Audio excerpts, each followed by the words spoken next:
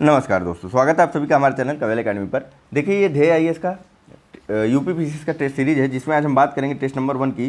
तो शुरुआत करते हैं। शुरुआत करने से पहले कुछ चीज़ें हैं, 2 मिनट आपका लूँगा। तो देखिए, किसी भी टेस्ट सीरीज को डिस्कस करने के 2 तरीके होते हैं, या तो डायरेक्ट क्वेश्चन पढ़ के सीधा आंसर बता दिया जाए, और या फिर जो है उन ऑप्शंस के बारे में थोड़ी बहुत ऑप्शंस के बारे में आपको डिटेल से बताया जाए।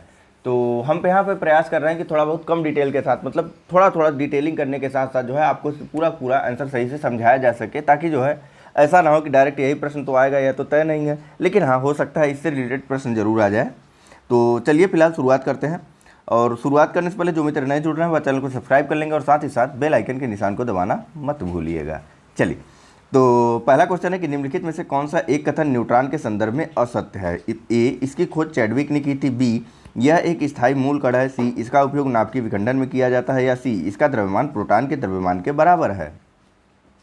चलिए, सही आंसर है इसका ऑप्शन नंबर बी। आप लोग जानते हैं कि मैं किसी भी आंसर को बताने के पहले 1 सेकंड या 2 सेकंड का पॉज जरूर लेता हूं, ताकि आप अपने आंसर को टिक कर सकें। ठीक है, तो इसी तरीके से इसी क्रम में धीरे धीरे देखिए, शुरू में चीज़ें को बताना जरूरी होता है, ताकि जो है उसी क्रम में आप लगे रहें और लगातार प्रश्नों को करते रहें। ठीक है, ना आप डिस्टर्ब हो, ना मुझे लगे कि आपको क्या कहते हैं, आपको तकलीफ हो रही है, या फिर आप बोर हो रहे हैं, या फिर मैं ऐसा लगे कि आपको अरे ये तो बता नहीं रहे, ये कर रहे हैं, वो कर रहे हैं। ठीक है, इसीलिए शुरू में थोड़ी बहुत चीज़ें को बताना हर बार जरूरी होता है। ठीक है, तो चलिए देखिए, न्यूट्रॉन जो है वह एक अस्थायी मूलकण होता है। इसकी खोज जो है जेम्स चैडविक ने की थी। खाली चैडविक नहीं, जेम्स चैडविक ने न्यूट्रॉन की खोज की थी, और इसका उपयोग नाभिक के विखंडन में किया जाता है। यह परमाणु के नाभिक में रहता है न्यूट्रॉन, और साथ ही साथ न्यूट्रॉन का द्रव्यमान जो है प्रोटॉन के द्रव्यमान के बराबर होता है। चलिए नेक्स्ट क्वेश्चन देखते हैं। यहाँ पूछा जा रहा है कि निम्नलिखित में से कौन सा एक स्फुरदीप्त यानी कि फास्फोरेसेंट पदार्थ का उदाहरण है। ठीक है, देखिए, स्फुरदीप्त प्रकार नहीं पता है तो पहले ही बता दे रहा हूँ। स्फुरदीप्त ऐसे प्राकृतिक ठीक है, प्राकृतिक बोल रहा हूँ। ठीक है, स्फुरदीप्त ऐसे प्राकृतिक पदार्थों को बोला जाता है जिन पर यदि प्रकाश पड़े तो वे जो है ऊंची तरंग दैर्घ्य के प्रकाश को उत्सर्जित करते हैं। ठीक है, और इसके अलावा अगर इस प्रकाश को हटा दिया जाए तो यह कुछ देर तक तो प्रकाश को उत्सर्जित करते रहेंगे। ठीक है, तो ये प्राकृतिक रूप से होते हैं। ठीक है, तो आप समझ गए होंगे स्फुरदीप्त किसे कहते हैं। चलिए प्रश्न देखिए। तो पूछा जा रहा है कि निम्नलिखित में से कौन सा एक स्फुरदीप्त पदार्थ का उदाहरण है। A, barium sulphide. B, petrol. C, fluorspar. या फिर डी, बेरियम प्लेटिनोसाइनाइड। चलिए, सही आंसर है इसका option number A, barium sulphide जो है यह स्फुरदीप्त पदार्थ का उदाहरण है। जैसे अन्य उदाहरण आप ले लीजिए, जिंक सल्फाइड हो गया, क्या कहते हैं, कैल्शियम सल्फाइड हो गया, ये सब भी जो है स्फुरदीप्त या फिर फास्फोरेसेंट सब्सटेंस के उदाहरण है। ठीक, चलिए नेक्स्ट देख लेते हैं। यदि किसी मनुष्य का भार पृथ्वी पर 600 न्यूटन है, तब चंद्रमा पर उसका भार होगा। A, 60 newton. B, 1000 newton. C, 6000 newton. या डी, 100 न्यूटन। चलिए, सही आंसर है इसका ऑप्शन नंबर डी, 100 न्यूटन रह जाएगा। आप सभी जानते हैं पृथ्वी पर चंद्रमा पर पृथ्वी की तुलना में भार जो है वह 1/6 हो जाता है, तो 600/6 कर दीजिए, आपको अपना सही आंसर मिल जाएगा। ठीक है, चलिए नेक्स्ट देख लेते हैं। पूछा जा रहा है कि माणिक्य और नीलम, माणिक्य जो है वह रूबी को बोलते हैं। ठीक है, माणिक्य और नीलम रासायनिक रूप से होते हैं। A, calcium carbonate. B, calcium chloride. C, aluminium oxide. या डी, सिलिकॉन डाइऑक्साइड। चलिए, सही आंसर है इसका ऑप्शन नंबर सी, माणिक्य और नीलम जो है, यानी कि रूबी और नीलम जो है वह एल्यूमिनियम ऑक्साइड के रासायनिक रूप होते हैं। वास्तव में जो है ना, रूबी और नीलम जो है यह कोरोंडम के जवाहरात होते हैं। कोरोंडम प्राकृतिक रूप से जो है एल्यूमिनियम के कोरोंडम जो है वह प्राकृतिक रूप से एल्यूमिनियम ऑक्साइड के क्रिस्टलीय रूप में पाया जाता है। ठीक है, चलिए नेक्स्ट देख लेते हैं। निम्नलिखित में से किस एक की रासायनिक सक्रियता सबसे कम होती है। ए, तांबा। बी, चांदी। सी, प्लेटिनम। या डी, सोना। चलिए, सही आंसर है इसका ऑप्शन नंबर डी, सोने की रासायनिक सक्रियता सबसे कम होती है। यही कारण है कि यह जो है स्वतंत्र रूप से पाई जाने वाली एक धातु है। ठीक, नेक्स्ट देख लेते हैं। सुमेलित करवाने वाला प्रश्न है, और आप लोग जानते हैं कि मैं सुमेलित करवाने वाले प्रश्नों को नहीं पढ़ता हूं, क्योंकि अगर मैं पढ़ूंगा तो लगेगा आपको जैसे मैं बता रहा हूं, जैसे कि एक एग्जांपल छोटा सा दे देता हूं, आपको लगेगा ऐसे ही बोलता है जैसे मैं पढ़ूं। पूछ रहा है कौन सा सुमेलित नहीं है। फेरस सल्फेट, हरा कसीस, आयरन सल्फाइड, झूठा सोना, फेरस अमोनियम सल्फेट, मोहर लवण। ऐसे लग रहा है जैसे मैं इन सब के बारे में बता रहा हूँ, लेकिन आपको ऐसा नहीं करना है। अब मुझे बताना नहीं है, आपको इनमें से चुनना है। तो वीडियो को 1 सेकंड ऐसे प्रश्नों पर पॉज किया करिए, सुमेलित करवाने वाले, सुमेलित नहीं करवाने वाले, इन प्रश्नों पर 1 मिनट के लिए वीडियो को पॉज करके अपना आंसर टिक किया करिए। चलिए, फटाक से वीडियो पॉज करके आंसर को टिक करिए। ठीक है, अब तक आपने अपना आंसर टिक कर लिया होगा वीडियो को पॉज करके। तो इसका सही आंसर है option number D, sodium sulphate Epsom salt. यह गलत है। ठीक है, देखिए, एप्सम साल्ट जो है वह मैग्नीशियम सल्फेट को कहते हैं, न कि सोडियम सल्फेट को। बाकी अन्य कथन सही है, जैसे कि फेरस सल्फेट को हरा कसीस भी कहते हैं, आयरन सल्फाइड को झूठा सोना भी कहते हैं, वहीं फेरस अमोनियम सल्फेट को मोहर लवण भी बोलते हैं। नेक्स्ट चलते हैं। पूछा जा रहा है कि जीव विज्ञान की निम्नलिखित किस एक शाखा के अंतर्गत रुधिर का अध्ययन किया जाता है? ए एंथोलॉजी, बी पेलिनोलॉजी, या सी सेरोलॉजी, या डी हीमेटोलॉजी। चलिए सही आंसर है इसका ऑप्शन नंबर डी, हीमेटोलॉजी के अंतर्गत जो है वह हीमेटोलॉजी के अंतर्गत रुधिर का अध्ययन किया जाता है। बात करें अगर एंथोलॉजी की, तो एंथोलॉजी में फूलों का अध्ययन किया जाता है। अगर पेलिनोलॉजी की बात करें तो इसमें परागकणों का अध्ययन किया जाता है। वहीं सेरोलॉजी में जो है वह क्या कहते हैं, ब्लड सीरम का अध्ययन किया जाता है। ठीक है, study of blood serum in serology. ठीक है, सेरोलॉजी में ब्लड सीरम का अध्ययन किया जाता है, वहीं रुधिर का अध्ययन किया जाता है हीमेटोलॉजी में। नेक्स्ट सुमेलित करवाने वाला प्रश्न है। ठीक है, यहाँ पदार्थ दिए हुए हैं और दूसरी साइड में वर्णक दिए हुए हैं। ठीक है, तो बताइए कौन सा सही है। चलिए अब तक आपने अपने आंसर को टिक कर लिया होगा वीडियो को पास करके, तो सही आंसर है इसका ऑप्शन नंबर डी। ठीक, 2 3 4 1 पपीता। ठीक, सबसे पहले बात करते हैं पपीते की। तो पपीते का कलर जो है वह कैरिका जेंथिन के कारण होता है। चुकंदर का कलर जो है यह होता है बिटरनिन के कारण, ऑप्शन सी। यहाँ से देखते चलिए, अगर आपको सही आंसर आपने नहीं टिक किया था तो 2 3 4 1 में टिक करना। ठीक है, गाजर का कलर जो है वह कैरोटीन के कारण होता है, और हल्दी का कलर जैंथोफिल के कारण होता है। ठीक है, सही है। फिर से बता दूं तो देखिए, पपीते का कैरिकाजेंथिन, यहाँ पे देखिए पपीते का कैरिकाजेंथिन, चुकंदर का बिटरनिन, गाजर का कैरोटीन और हल्दी का जैंथोफिल। याद रखिएगा, ये ऐसे प्रश्न ही पेपर में पूछा। नेक्स्ट क्वेश्चन देखते हैं। यहाँ पूछा जा रहा है कि निम्नलिखित में से किस एक को प्रोटीन की फैक्ट्री भी कहा जाता है? ए माइटोकॉन्ड्रिया, बी राइबोसोम, सी गाल्जिका, या डी अंतःप्रद्रवी जालिका, या फिर इंडोप्लाज्मिक रेटिकुलम। चलिए सही आंसर है इसका ऑप्शन नंबर बी, राइबोसोम को जो है वह प्रोटीन की फैक्ट्री कहा जाता है। राइबोसोम की खोज जो है पैलेट ने की थी। राइबोसोम जो है या माइटोकॉन्ड्रिया कह रहा हूँ, राइबोसोम जो है वह इंडोप्लाज्मिक रेटिकुलम से चिपके रहते हैं, और यह जो है प्रोटीन के संश्लेषण या सिंथेसिस में भाग भी लेते हैं। चलिए नेक्स्ट क्वेश्चन देखते हैं। परिसंचरण तंत्र में रक्त के थक्के का पता लगाने, ठीक है, परिसंचरण तंत्र यानी कि करिकुलेटरी सिस्टम, ठीक है, में रक्त के थक्के या ब्लड क्लॉटिंग का पता लगाने के लिए किस समस्थानिक का प्रयोग किया जाता है? ए आर्सेनिक 74, बी कोबाल्ट 60, या सी सोडियम 24, अथवा डी फास्फोरस 34। चलिए तो सही आंसर है इसका ऑप्शन नंबर सी, सोडियम 24 का प्रयोग किया जाता है करिकुलेटरी सिस्टम में ब्लड क्लॉटिंग का पता लगाने के लिए। नेक्स्ट देख लेते हैं। पूछा जा रहा है कि निम्नलिखित में से कौन से रोग जल संक्रामक हैं? ए पहला टाइफाइड, दूसरा है या तीसरा ट्यूबरकुलोसिस, या फिर चौथा हेपेटाइटिस ए।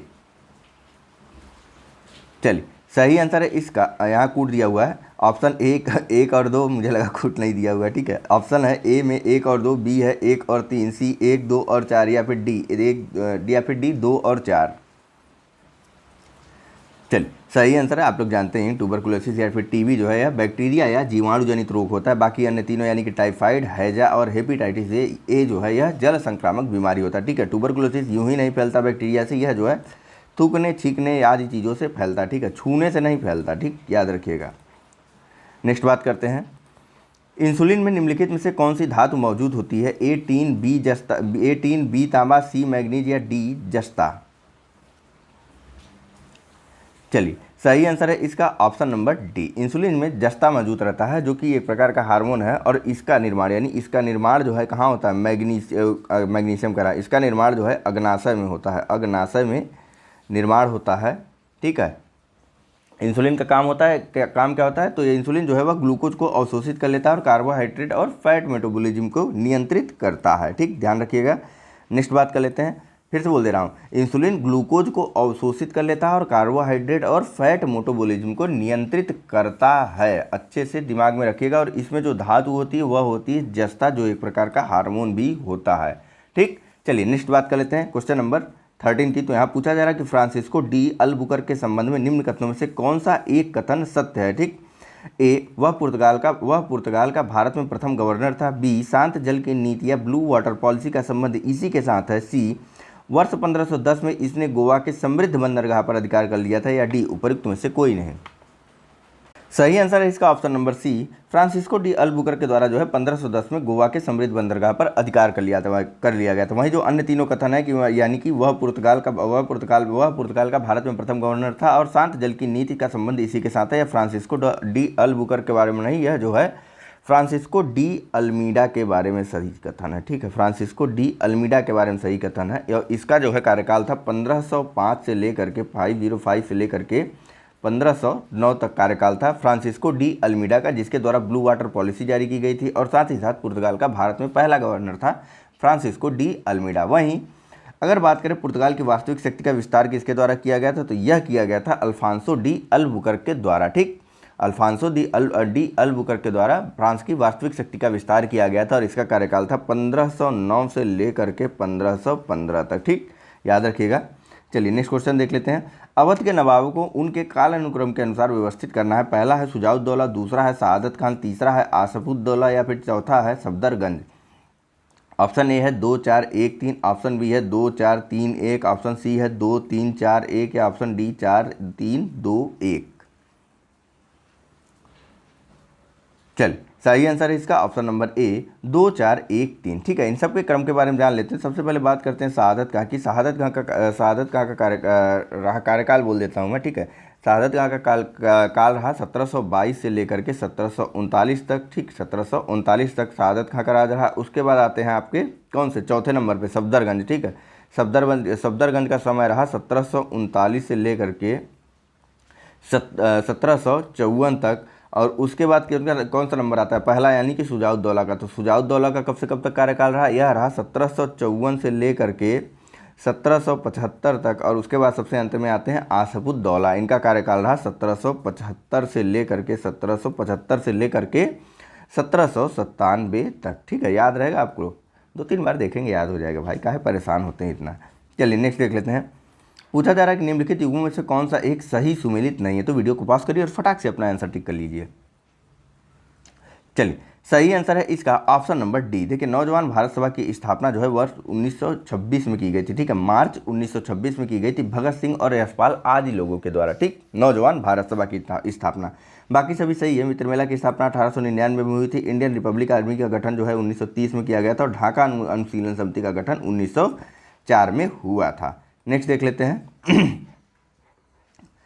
पूछा जा रहा है यहाँ पे कि निम्नलिखित घटनाओं में से कौन सी एक कालक्रम के अनुसार पहले स्थान पर है। ए स्वराज पार्टी की स्थापना, बी चौरी चौरा कांड, सी खिलाफत आंदोलन या फिर डी खेड़ा सत्याग्रह। चारों ऑप्शन आपको दिख रहे हैं, बताना है सबसे पहले कौन सी घटना घटी थी।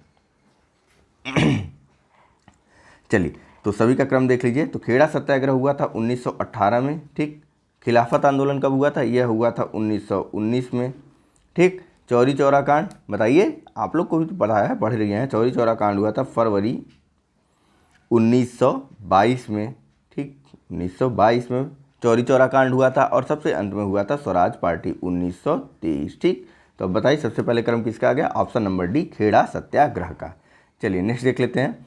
सविनय अवज्ञा आंदोलन की समाप्ति के पश्चात अप्रैल 1936 में किस एक की स्थापना लखनऊ में की गई। ए प्रांतीय रैयत सभा, बी अखिल भारतीय किसान सभा या डी उत्तर प्रदेश किसान सभा या फिर डी कृषक प्रजा पार्टी। चलिए सही आंसर है इसका ऑप्शन नंबर बी। सविनय अवज्ञा आंदोलन की समाप्ति के बाद अप्रैल 1936 में लखनऊ में एक अधिवेशन बुलाया गया था और वहां पर स्थापना की गई अखिल भारतीय किसान सभा की, ठीक है। इसके पहले अध्यक्ष बनाए गए थे स्वामी सहजानंद सरस्वती। नेक्स्ट बात कर लेते हैं अगले क्वेश्चन की। तो सुमेलित करवाने वाला प्रश्न है, आपको जो है अपने वीडियो को पॉज करके इसको सुमेलित करवाना है, जल्दी कीजिए। चलिए अब तक आपने सुमेलित करवा लिया होगा अपने प्रश्न को वीडियो को पास करने के बाद। जो है इसका सही आंसर है ऑप्शन नंबर डी। देखिए प्रार्थना समाज की स्थापना जो है महाराष्ट्र में की गई थी महादेव गोविंद रानाडे के द्वारा, ठीक। यहाँ से देखते चलिए 4 1 3 2 के क्रम में हमको चलना है। अगर मैं कहीं गलत भी जाऊँ तो आप वहाँ पर टोक दीजिएगा, ठीक। तो देखिए प्रार्थना समाज की स्थापना की गई थी महादेव गोविंद रानाडे के द्वारा महाराष्ट्र में। उसके बाद जो है नामधारी आंदोलन की शुरुआत की गई थी नामधारी आंदोलन से जुड़े थे राम सिंह। यह पंजाब का महत्वपूर्ण आंदोलन है नामधारी आंदोलन। इसके अलावा हिंदू कॉलेज की स्थापना की गई थी डेविड हेयर के द्वारा। और सबसे अंत में जो है यह कहाँ पर हिंदू कॉलेज की स्थापना की गई थी, कोलकाता में, ठीक है। अभी के कोलकाता, उस समय के कलकत्ता में स्थापना की गई थी हिंदू कॉलेज की डेविड हेयर के द्वारा। और सबसे अंत में सेंट्रल हिंदू कॉलेज की स्थापना जो है एनी बेसेंट के द्वारा बनारस में की गई थी। नेक्स्ट बात कर लेते हैं। निम्न कथनों पर आपको विचार करना है। पूछा जा रहा है कि दास प्रथा प्रतिबंध यह किसके कौन सा सही सुमेलित है, यह पूछा जा रहा है। तो वीडियो को पास करके आप सही बताइए कौन सा सुमेलित है ईमानदारी से। चलिए तो सही आंसर है इसका ऑप्शन नंबर डी, सभी के सभी सही सुमेलित हैं। दास प्रथा पर प्रतिबंध 1843 में, ठीक है लिख दूँ, 1843 में दास प्रथा पर प्रतिबंध जो है एलन बेरो के द्वारा लगाया गया था। 1930 में आता है शारदा एक्ट, ठीक 1930 में शारदा एक्ट आता है लॉर्ड इरविन के कार्यकाल में, और सबसे अंत में नेटिव मैरिज एक्ट आता है 1872 में, ठीक है। क्रम याद रखेगा, सन याद रखेगा, डायरेक्ट सन भी पूछ लेता है कभी कभी, ठीक है। 1843 में दास प्रथा पर प्रतिबंध लगाया गया था एलन बेरो के द्वारा, शारदा एक्ट आया था 1930 में लॉर्ड इरविन के कार्यकाल में, और नेटिव मैरिज एक्ट आया था 1872 में नॉर्थ ब्रुक के कार्यकाल में। नेक्स्ट, धन के बहिर्गमन के सिद्धांत को सर्वप्रथम दादा भाई नौरोजी ने अपने किस एक लेख के माध्यम से बताया था? A, poverty and un British rule in India, B, the wants and means of India, या फिर C, on the commerce of India, या फिर डी, इंडिया डेप्ट टू इंग्लैंड। चलिए सही आंसर है इसका ऑप्शन नंबर डी, इंडिया डेप्ट टू इंग्लैंड में जो है दादा भाई नौरोजी द्वारा सबसे पहले धन के बहिर्गमन के सिद्धांत को बताया गया था, और यह पढ़ा गया था इनके द्वारा, दादा भाई नौरोजी के द्वारा 1867 के ईस्ट इंडिया एसोसिएशन की बैठक में, ठीक है। इंडिया डेप्ट टू इंग्लैंड, इसी में सबसे पहले बताया गया था धन के बहिर्गमन के सिद्धांत को, ठीक किसके द्वारा? तो दादा भाई नौरोजी के द्वारा। नेक्स्ट, निम्नलिखित में से कौन सी देशांतर रेखा उत्तरी अमेरिका महाद्वीप के बीच से होकर के गुजरती है? ए, 100 डिग्री पश्चिमी देशांतर, बी, 100 डिग्री पूर्वी देशांतर, या फिर डी, 90 डिग्री पश्चिमी देशांतर, अथवा डी, 90 डिग्री पूर्वी देशांतर। चलिए सही आंसर इसका ऑप्शन नंबर ए, 100 डिग्री पश्चिमी देशांतर जो है वह उत्तरी अमेरिकी महाद्वीप को दो भागों में बांट देती है, ठीक है। चलिए यह उत्तरी अमेरिका को दो भागों में बांटती है, 100 डिग्री पश्चिमी देशांतर। हालांकि मुश्किल है, ऐसा प्रश्न है, लेकिन फिर भी ध्यान रखिएगा। नेक्स्ट बात कर लेते हैं सुमेलित करवाने वाला राज्य, एक तरफ देश है और दूसरी तरफ राजधानियाँ दी। देखिए एक चीज़ ध्यान रखिए आप लोग, जब भी ज्योग्राफी के प्रश्न आए ना तो वहाँ पर आप अपने पास जो अपना एटलस लेके बैठिए, और एटलस तो मैं कहूँगा लेकर के ही बैठिए जब भी आप टेस्ट सीरीज को देख रहे हैं, क्योंकि पूरा टोटल डिस्कशन किया जा रहा है पूरे टेस्ट सीरीज का। ऐसा नहीं कि इसको किया जाएगा उसको नहीं किया जाएगा, आज ये करेंगे कल वो करेंगे, ऐसा कुछ नहीं है। पूरा का पूरा एकदम एग्जाम के जैसे टेस्ट सीरीज का डिस्कशन हो रहा है, ठीक है। अभी तक आपको साइंस मिला, हिस्ट्री मिला, अभी हम बात कर रहे हैं ज्योग्राफी की, ऐसी चीज़ें मिलती रहेंगी, ठीक है। करंट भी मिलेगा, सारी चीज़ें मिलेंगी आपको एक जगह एक ही बार में। तो ध्यान रखिए, एटलस लेके बैठेंगे तो ज्योग्राफी याद हो जाएगी और कभी कठिन नहीं लगेगी, और नहीं लेके बैठेंगे तो ज्योग्राफी से कठिन कोई सब्जेक्ट नहीं है बाबू, ठीक। तो चलिए बताइए, यहाँ पर राज्य और राजधानियों को मैच कराना है, देश और राजधानियों को। चलिए देखिए ध्यान रखिए, कोस्टा रिका की राजधानी मैं आपको बता देता हूँ, कोस्टा रिका की राजधानी सेंट जोस, ठीक। सही विकल्प मैं इसको यहाँ पे आपको बता दूँ, सही आंसर है इसका option number B, Costa Rica की राजधानी है सेंट जोन्स। हमेशा चर्चा में बना रहता है कोस्टा रिका, तो ध्यान रखिएगा। घूमने फिरने की बढ़िया सिलेक्शन के बाद आराम से जाइए, घूम के आइए, बहुत अच्छी जगह है। मैं गया नहीं हूँ, मैंने भी देखा ही है, ठीक। चलिए तो ट्रिनिडाड एवं टोबैगो की राजधानी है पोर्ट ऑफ प्रिंस, बारबाडोस की राजधानी है बताइए ब्रिज टाउन, कहाँ पर? ऑप्शन दो। यहाँ से अब तो यहाँ से देखते चल भाई। और हैती की राजधानी सबसे अंत में एक बचता है, कौन सा बताइए? हैती की राजधानी है पोर्ट ऑफ प्रिंस, ठीक। देखिए ट्रिनिडाड एवं टोबैगो की राजधानी गलत लगा दिया, यह पोर्ट ऑफ स्पेन है। आप लोगों के लिए गलत लगा है, आप लोग ध्यान दीजिए ताकि, ठीक। 3 1 2 4 कभी कभी होता है कि आप लोग इधर उधर ध्यान लगाए रहते हैं, इस वजह से जो है थोड़ा बहुत इधर उधर करना पड़ता है, ठीक है। फिर से बता देता हूँ आपको, अगर आप कंफ्यूज हो रहे हैं फिर से कोस्टा रिका की राजधानी है saint John's, Trinidad and Tobago की राजधानी पोर्ट ऑफ स्पेन, बारबाडोस की राजधानी है बताइए क्या? ब्रिज टाउन, ठीक। और सबसे अंत में हैती की राजधानी है पोर्ट ऑफ प्रिंस। नेक्स्ट देख लेते हैं अगला क्वेश्चन। तो यहाँ पूछा जा रहा है कि निम्नलिखित में से कौन सी जल संधि मैक्सिको की खाड़ी एवं कैरेबियन सागर को जोड़ती है? ए, डेविस जल संधि, बी, फ्लोरिडा जल संधि, या डी या सी, युकटान जल संधि, अथवा डी, इनमें से कोई नहीं।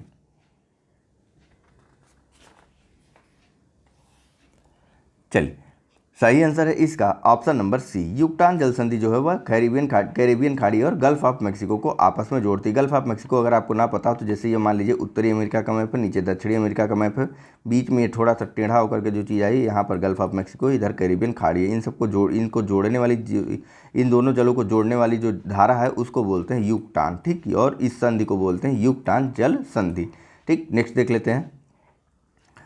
निम्नलिखित युग्मों पे आपको विचार करना है और दिए गए कूट से सही आंसर को चुनना है, ठीक है। पहला है अंटार्कटिका महाद्वीप, गतिशील क्या गतिशील, ये आप ही पढ़िए भाई वीडियो को पॉज करके।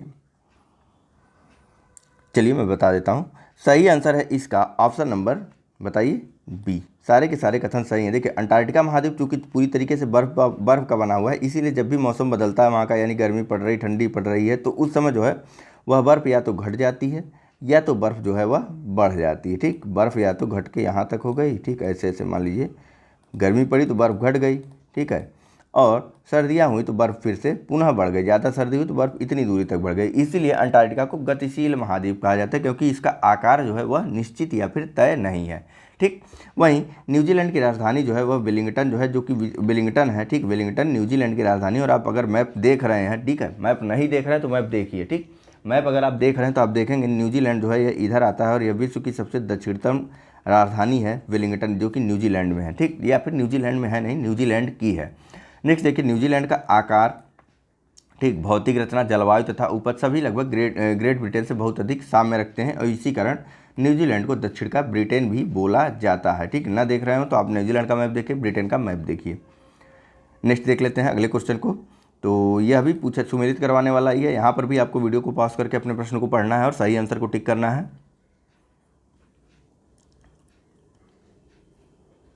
चलिए, सही आंसर है इसका ऑप्शन नंबर डी। ठीक, यह सही सुमेलित नहीं है। ठीक है, रोन नदी जो है वह जूरा पर्वत से निकल करके भूमध्य सागर में गिरती है। ठीक है, भूमध्य सागर दिख रहा है कि नहीं आपको? बताइए कहाँ पर है मेडिटेरियन सी? मेडिटेरियन सी जो है, जब यहाँ पर आप देखेंगे अफ्रीका को ऐसे देख रहे हैं आप, ठीक, अफ्रीका पर नज़र है आपकी, इधर से पश्चिम एशिया पर मैप है आपकी, और ऊपर आपका यूरोप के, अगर यूरोप की तरफ देख रहे हैं तो ये बीच में जो भैया बीच में ये जो सागर है ना, यह है मेडिटेरियन सी। ठीक, तो मेडिटेरियन सी में ही रोन नदी गिरती है। रोन नदी जूरा पर्वत से निकलती है। बाकी अन्य सही है। डेन्यूब जो है वह काला सागर में गिरती है, सीन नदी जो है वह इंग्लिश चैनल में, और राइन नदी जो है वह उत्तरी सागर में गिरती है। इन सभी सागरों के लोकेशन जरूर मैप में देखिए आप। नेक्स्ट, यूनाइटेड, मैं देखिए बता तो सकता हूँ लेकिन यह मैपिंग का डिस्कशन नहीं चल रहा, और दूसरी जगह अगर बताने लगूंगा ना तो बहुत टाइम लग जाएगा। कोशिश करूंगा कि अगर सारे टेस्ट सीरीज खत्म हो जाते तो लास्ट में 1-2 दिन में आपको पूरी मैपिंग कंप्लीट करवा दूं। फिलहाल अभी यहाँ आप लोग उम्मीद मत करिए और मैं कोशिश करने का प्रयास करता हूँ। नेक्स्ट, यूनाइटेड किंगडम की सर्वोच्च चोटी कौन सी है? A mount black, B mount Elbrus, या फिर बेन नेविस, अथवा इनमें से कोई नहीं। चलिए, सही आंसर है इसका option number C. United Kingdom की सर्वोच्च चोटी जो है वह बेन नेविस ही है, स्कॉटलैंड में। चलिए नेक्स्ट देख लेते हैं। यहाँ पूछा जा रहा है कि निम्नलिखित में से कौन सा देश भू आबद्ध है? तो भू आबद्ध या लैंड लॉक कंट्री उनको बोलते हैं जो कहीं से भी समुद्र से टच ना करें। ठीक है, किसी भी प्रकार से वे समुद्र के संपर्क में ना हो, उनको भू आबद्ध या फिर लैंड लॉक कंट्री बोलते हैं। ठीक, तो पहला है, आपको यहाँ बताना है कौन सा भू आबद्ध देश है। ठीक, तो पहला है ऑप्शन आपके पास बोलीविया, दूसरा पराग्वे, तीसरा कोलंबिया, चौथा स्विट्जरलैंड और पांचवा अजरबैजान। कूट है ए, ऑप्शन ए है कि 1, 2 और 4, ऑप्शन बी है 1, 3 और 4, ऑप्शन सी है 1, 2 और 5, और ऑप्शन डी है 1, 4 और 5। चलिए, तो सही आंसर है इसका ऑप्शन नंबर डी, 1, 4 और 5। देखिए, बोलीविया, स्विट्जरलैंड और अजरबैजान यह सभी लैंडलॉक्ड कंट्री है। ठीक है, अगर इनका लोकेशन देखना हो तो बोलीविया को आप दक्षिण अमेरिका में खोज लीजिए, स्विट्जरलैंड को यूरोप में खोजिए और अजरबैजान को खोजिए आप एशिया में। ठीक है, ये सभी जो है लैंडलॉक्ड कंट्री है, बाकी सभी समुद्र से जुड़े हुए हैं। ठीक है, पराग्वे हो गया और एक और कंट्री थी, कौन सी थी? पराग्वे और कोलंबिया। नेक्स्ट देख लेते हैं। पूछा जा रहा है कि विश्व के निम्नलिखित जलप्रपातों को उनके उत्तर से दक्षिण के क्रम में व्यवस्थित करना है। पहला है एंजल जलप्रपात, दूसरा है नियाग्रा जलप्रपात, तीसरा है विक्टोरिया जलप्रपात, और कूट दिया हुआ है ए 1, 2, 3, बी 2, 3, 1, सी 2, 1, 3, या फिर डी 3, 2, 1। चलिए, सही आंसर है इसका ऑप्शन नंबर सी, 2, 1, 3। देखिए, नियाग्रा जलप्रपात यह जो है उत्तरी अमेरिका में, ठीक है, उत्तरी अमेरिका में नियाग्रा जलप्रपात है। ठीक, उसके बाद आ जाते हैं एंजल जलप्रपात के पास। ठीक है, एंजल जलप्रपात कहाँ पर है? तो एंजल जलप्रपात जो है यह दक्षिण अमेरिका में। ठीक है, दक्षिण अमेरिका में एंजल जलप्रपात है। और सबसे अंत में यानी कि सबसे दक्षिण में आ जाता है विक्टोरिया जलप्रपात, जो कि ये है कहाँ पर है? अफ्रीका में। ठीक है, देखिए अलग अलग महाद्वीप के अलग अलग जो है सीधे सीधे आपको जलप्रपात दे दिया। ठीक है, या फिर वाटरफॉल दे दिया, तो आसानी होती है ऐसे प्रश्नों को करने में। चलिए नेक्स्ट देख लेते हैं। पूछा जा रहा है कि निम्नलिखित हड़प्पाकालीन स्थलों में से कौन सा एक महाराष्ट्र में स्थित है? ए मांडा, बी दायमाबाद, सी राखीगढ़ी, या डी आलमगीरपुर। आलमगीरपुर। चलिए, सही आंसर है इसका ऑप्शन नंबर बी, दायमाबाद जो है वह महाराष्ट्र में है, मांडा जो है वह है आपका जम्मू एवं कश्मीर में है, राखीगढ़ी आपका हरियाणा में है, और आलमगीरपुर उत्तर प्रदेश में है। ठीक है, चलिए नेक्स्ट देख लेते हैं। पूछा जा रहा है कि निम्न कथनों पर विचार कीजिए। पहला कथन है कि सिंधु सभ्यता के लोग प्राचीन विश्व के प्रथम लिपि आविष्कारता थे। दूसरा कथन है कि सिंधु सभ्यता के लोग देवी एवं देवताओं दोनों की ही पूजा करते थे। सत्य कथन को चुनना है। ऑप्शन है आपके पास ए केवल 1, बी केवल 2, सी 1 और 2 दोनों, या फिर डी न तो 1 न ही 2। चलिए सही आंसर है इसका ऑप्शन नंबर बी, केवल और केवल कथन दो सही है। देखिए सिंधु सभ्यता के लोग देवी और देवताओं दोनों की पूजा करते थे, क्योंकि कई प्रकार की मातृ देवी, पशुपति शिव और उनके लिंग पूजन के साक्ष्य हमको वहाँ से मिलते हैं। ठीक है, हालांकि मंदिरों मस्जिदों के कोई साक्ष्य सिंधु सभ्यता से नहीं मिले थे। ठीक है, मंदिरों वगैरह के साक्ष्य सिंधु सभ्यता से नहीं मिले थे, यह रहता है यहाँ पे, तो गलत होता। बाकी पहला कथन गलत है, क्योंकि लीप के आविष्कारकर्ता सबसे पहले सुमेरियाई सभ्यता के लोग थे, न कि सिंधु सभ्यता के लोग थे। ठीक है, सुमेरिया या फिर सुमेरियन सभ्यता बोली जाती है इसको। यहाँ के लोगों द्वारा सर्वप्रथम लिपि का आविष्कार किया गया था। नेक्स्ट बात कर लेते हैं। तो यहाँ पूछा जा रहा है कि ऋग्वेद में वर्णित पुरुष सूक्त का संबंध है ए वर्ण व्यवस्था से, बी गायत्री मंत्र से, सी बलिदान विधि से, या डी तंत्र मंत्र से, तंत्र से। चलिए सही आंसर है इसका ऑप्शन नंबर ए, ऋग्वेद में वर्णित पुरुष सूक्त का संबंध जो है वह वर्ण व्यवस्था से। यहीं पर जो है पहली बार चारों वर्णों को बताएगा और यह भी बताएगा कि विराट पुरुष के विभिन्न अंगों से इन चारों वर्णों के व्यक्तियों की, इन चारों वर्णों का उदय या फिर उत्पत्ति हुई है। ठीक है, शूद्र शब्द का भी सर्वप्रथम उल्लेख पुरुष सूक्त में ही किया गया, ध्यान रखिएगा आप लोग। नेक्स्ट क्वेश्चन चलते हैं। महात्मा बुद्ध द्वारा ज्ञान प्राप्ति के पश्चात 5 ब्राह्मण सन्यासियों को दिया गया पहला उपदेश कहलाता है ए महाभिनिष्क्रमण, बी संबोधि, सी धर्म चक्र प्रवर्तन, या फिर डी निर्वाण। चलिए सही आंसर है इसका ऑप्शन नंबर सी, महात्मा बुद्ध द्वारा 5 ब्राह्मणों को दिया गया अपना पहला संदेश जो है वह कहलाता है धर्मचक्र प्रवर्तन। यह कहाँ दिया गया था? तो यह दिया गया था ऋषिपत्तनम में, जो कि सारनाथ में था। और सारनाथ यानी कि बनारस में स्थित ऋषिपत्तनम में पहली बार 5 ब्राह्मणों को जो महात्मा बुद्ध द्वारा जो है उपदेश दिया गया था उसको बोला गया महाभिनिष्क्रमण। जन्म कब हुआ था महात्मा बुद्ध का? 563 ईसा पूर्व। ज्ञान प्राप्ति बोधगया में हुई थी। ठीक है, चलिए, और ज्ञान प्राप्ति के बाद वो क्या कहलाए थे? बुद्ध कहलाए थे। नेक्स्ट बात कर लेते हैं। अलाउद्दीन के शासनकाल के संबंध में निम्नलिखित कथनों में से कौन सा एक कथन असत्य है? ए खालिसा भूक्षेत्र से लगान राज्य द्वारा वसूल किया जाने लगा। खालिसा जो है राज्य द्वारा दी गई जमीनें थी जो कि लोगों को यूं ही दे दी जाती थी उनकी सेवा के बदले। ठीक है, कर मुक्त दिया जाता था इन्हें पहले। बाद में बात करते हैं अलाउद्दीन के शासनकाल की, अभी हम बात करें तब आपको बताऊंगा कि अभी भी दिया जा रहा है या फिर नहीं दिया जा रहा। फिलहाल आपको बताना है। ए खालिसा भूक्षेत्र से लगान राज्य द्वारा वसूल किया जाने लगा। बी इसके द्वारा लागू बाजार व्यवस्था का मुख्य उद्देश्य वस्तुओं के मूल्य को बढ़ने से रोकना था। सी उसने मुक्ता प्रथा तथा खूंटी प्रथा को समाप्त कर दिया। या फिर डी इसके समय आरिजे मुमालिक द्वारा सैनिकों की भर्ती की जाने लगी। बताइए अलाउद्दीन खिलजी के शासनकाल में कौन कौन सी घटनाएं हुई? चलिए सही आंसर है इसका ऑप्शन नंबर सी, उसने मुक्ता और खूंटी प्रथा को समाप्त नहीं किया गया था। एक तरीके से जमींदारी की व्यवस्था थी। ठीक है, तो इस प्रथा को उसके द्वारा समाप्त नहीं किया गया था, बल्कि जो है इसके द्वारा जो है खुलता और मुक्ता के स्वामियों के अधिकारों या फिर विशेषाधिकारों को समाप्त कर दिया गया था। बाकी सभी कथन सही है। देखिए खालिसा भूक्षेत्र से लगान भी वसूला जाने लगा था, बाजार व्यवस्था को लागू किया गया था ताकि इसका उद्देश्य था कि मूल्यों को बढ़ने से रोका जा सके। ठीक है, और वहीं एक आरिजे मुमालिक होता था, आरिजे मुमालिक एक विभाग होता था जिसके द्वारा सैनिकों की भर्ती की जाती थी। ठीक है, चलिए नेक्स्ट क्वेश्चन करते हैं। देखिए सैनिकों की भर्ती की जाती थी और ज़्यादा से ज़्यादा सैनिक भरे जाते थे और उनको सैलरी कम दी जाती थी, इसीलिए इसके द्वारा बाजार व्यवस्था पर नियंत्रण रखा गया जिससे उसके सैनिकों को सस्ते मूल्यों पर सारी चीज़ें मिल सके। ठीक, ऐसी चीज़ें इसके द्वारा की गई थी अलाउद्दीन खिलजी के द्वारा। कार्यकाल इसका कब से कब था? तो यह भी जान लीजिए 1236 से लेकर के 1316 तक का समय था अलाउद्दीन खिलजी का। नेक्स्ट देख लेते हैं। तो देखते हैं क्या है। यह जो है सुमेलित करवाने वाला प्रश्न है, आपको इन्हें सुमेलित करवाना है, जल्दी से इसको सुमेलित करवाइए। कौन सी किसके द्वारा स्थापित की गई थी?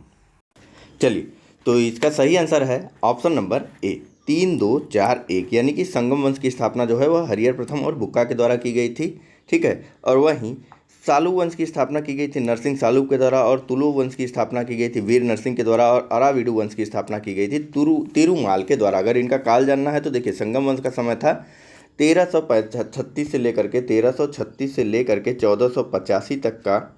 और वहीं बात करें अगर सालू वंश की, तो सालू वंश की स्थापना की गई थी 1485 से लेकर के 1505 तक यह वंश रहा और इसकी स्थापना की गई नरसिंह सालू के द्वारा। वहीं तुलु वंश की स्थापना की गई थी, इसका समय था तुलु वंश का 1505 से लेकर के 1570 तक का। और इसके बाद सबसे अंत में अराविडु वंश आता है। तो अराविडु वंश को जो है यह इसका समय था 1570 से लेकर के 1650 ईस्वी तक का। ठीक है, चलिए नेक्स्ट क्वेश्चन देख लेते हैं।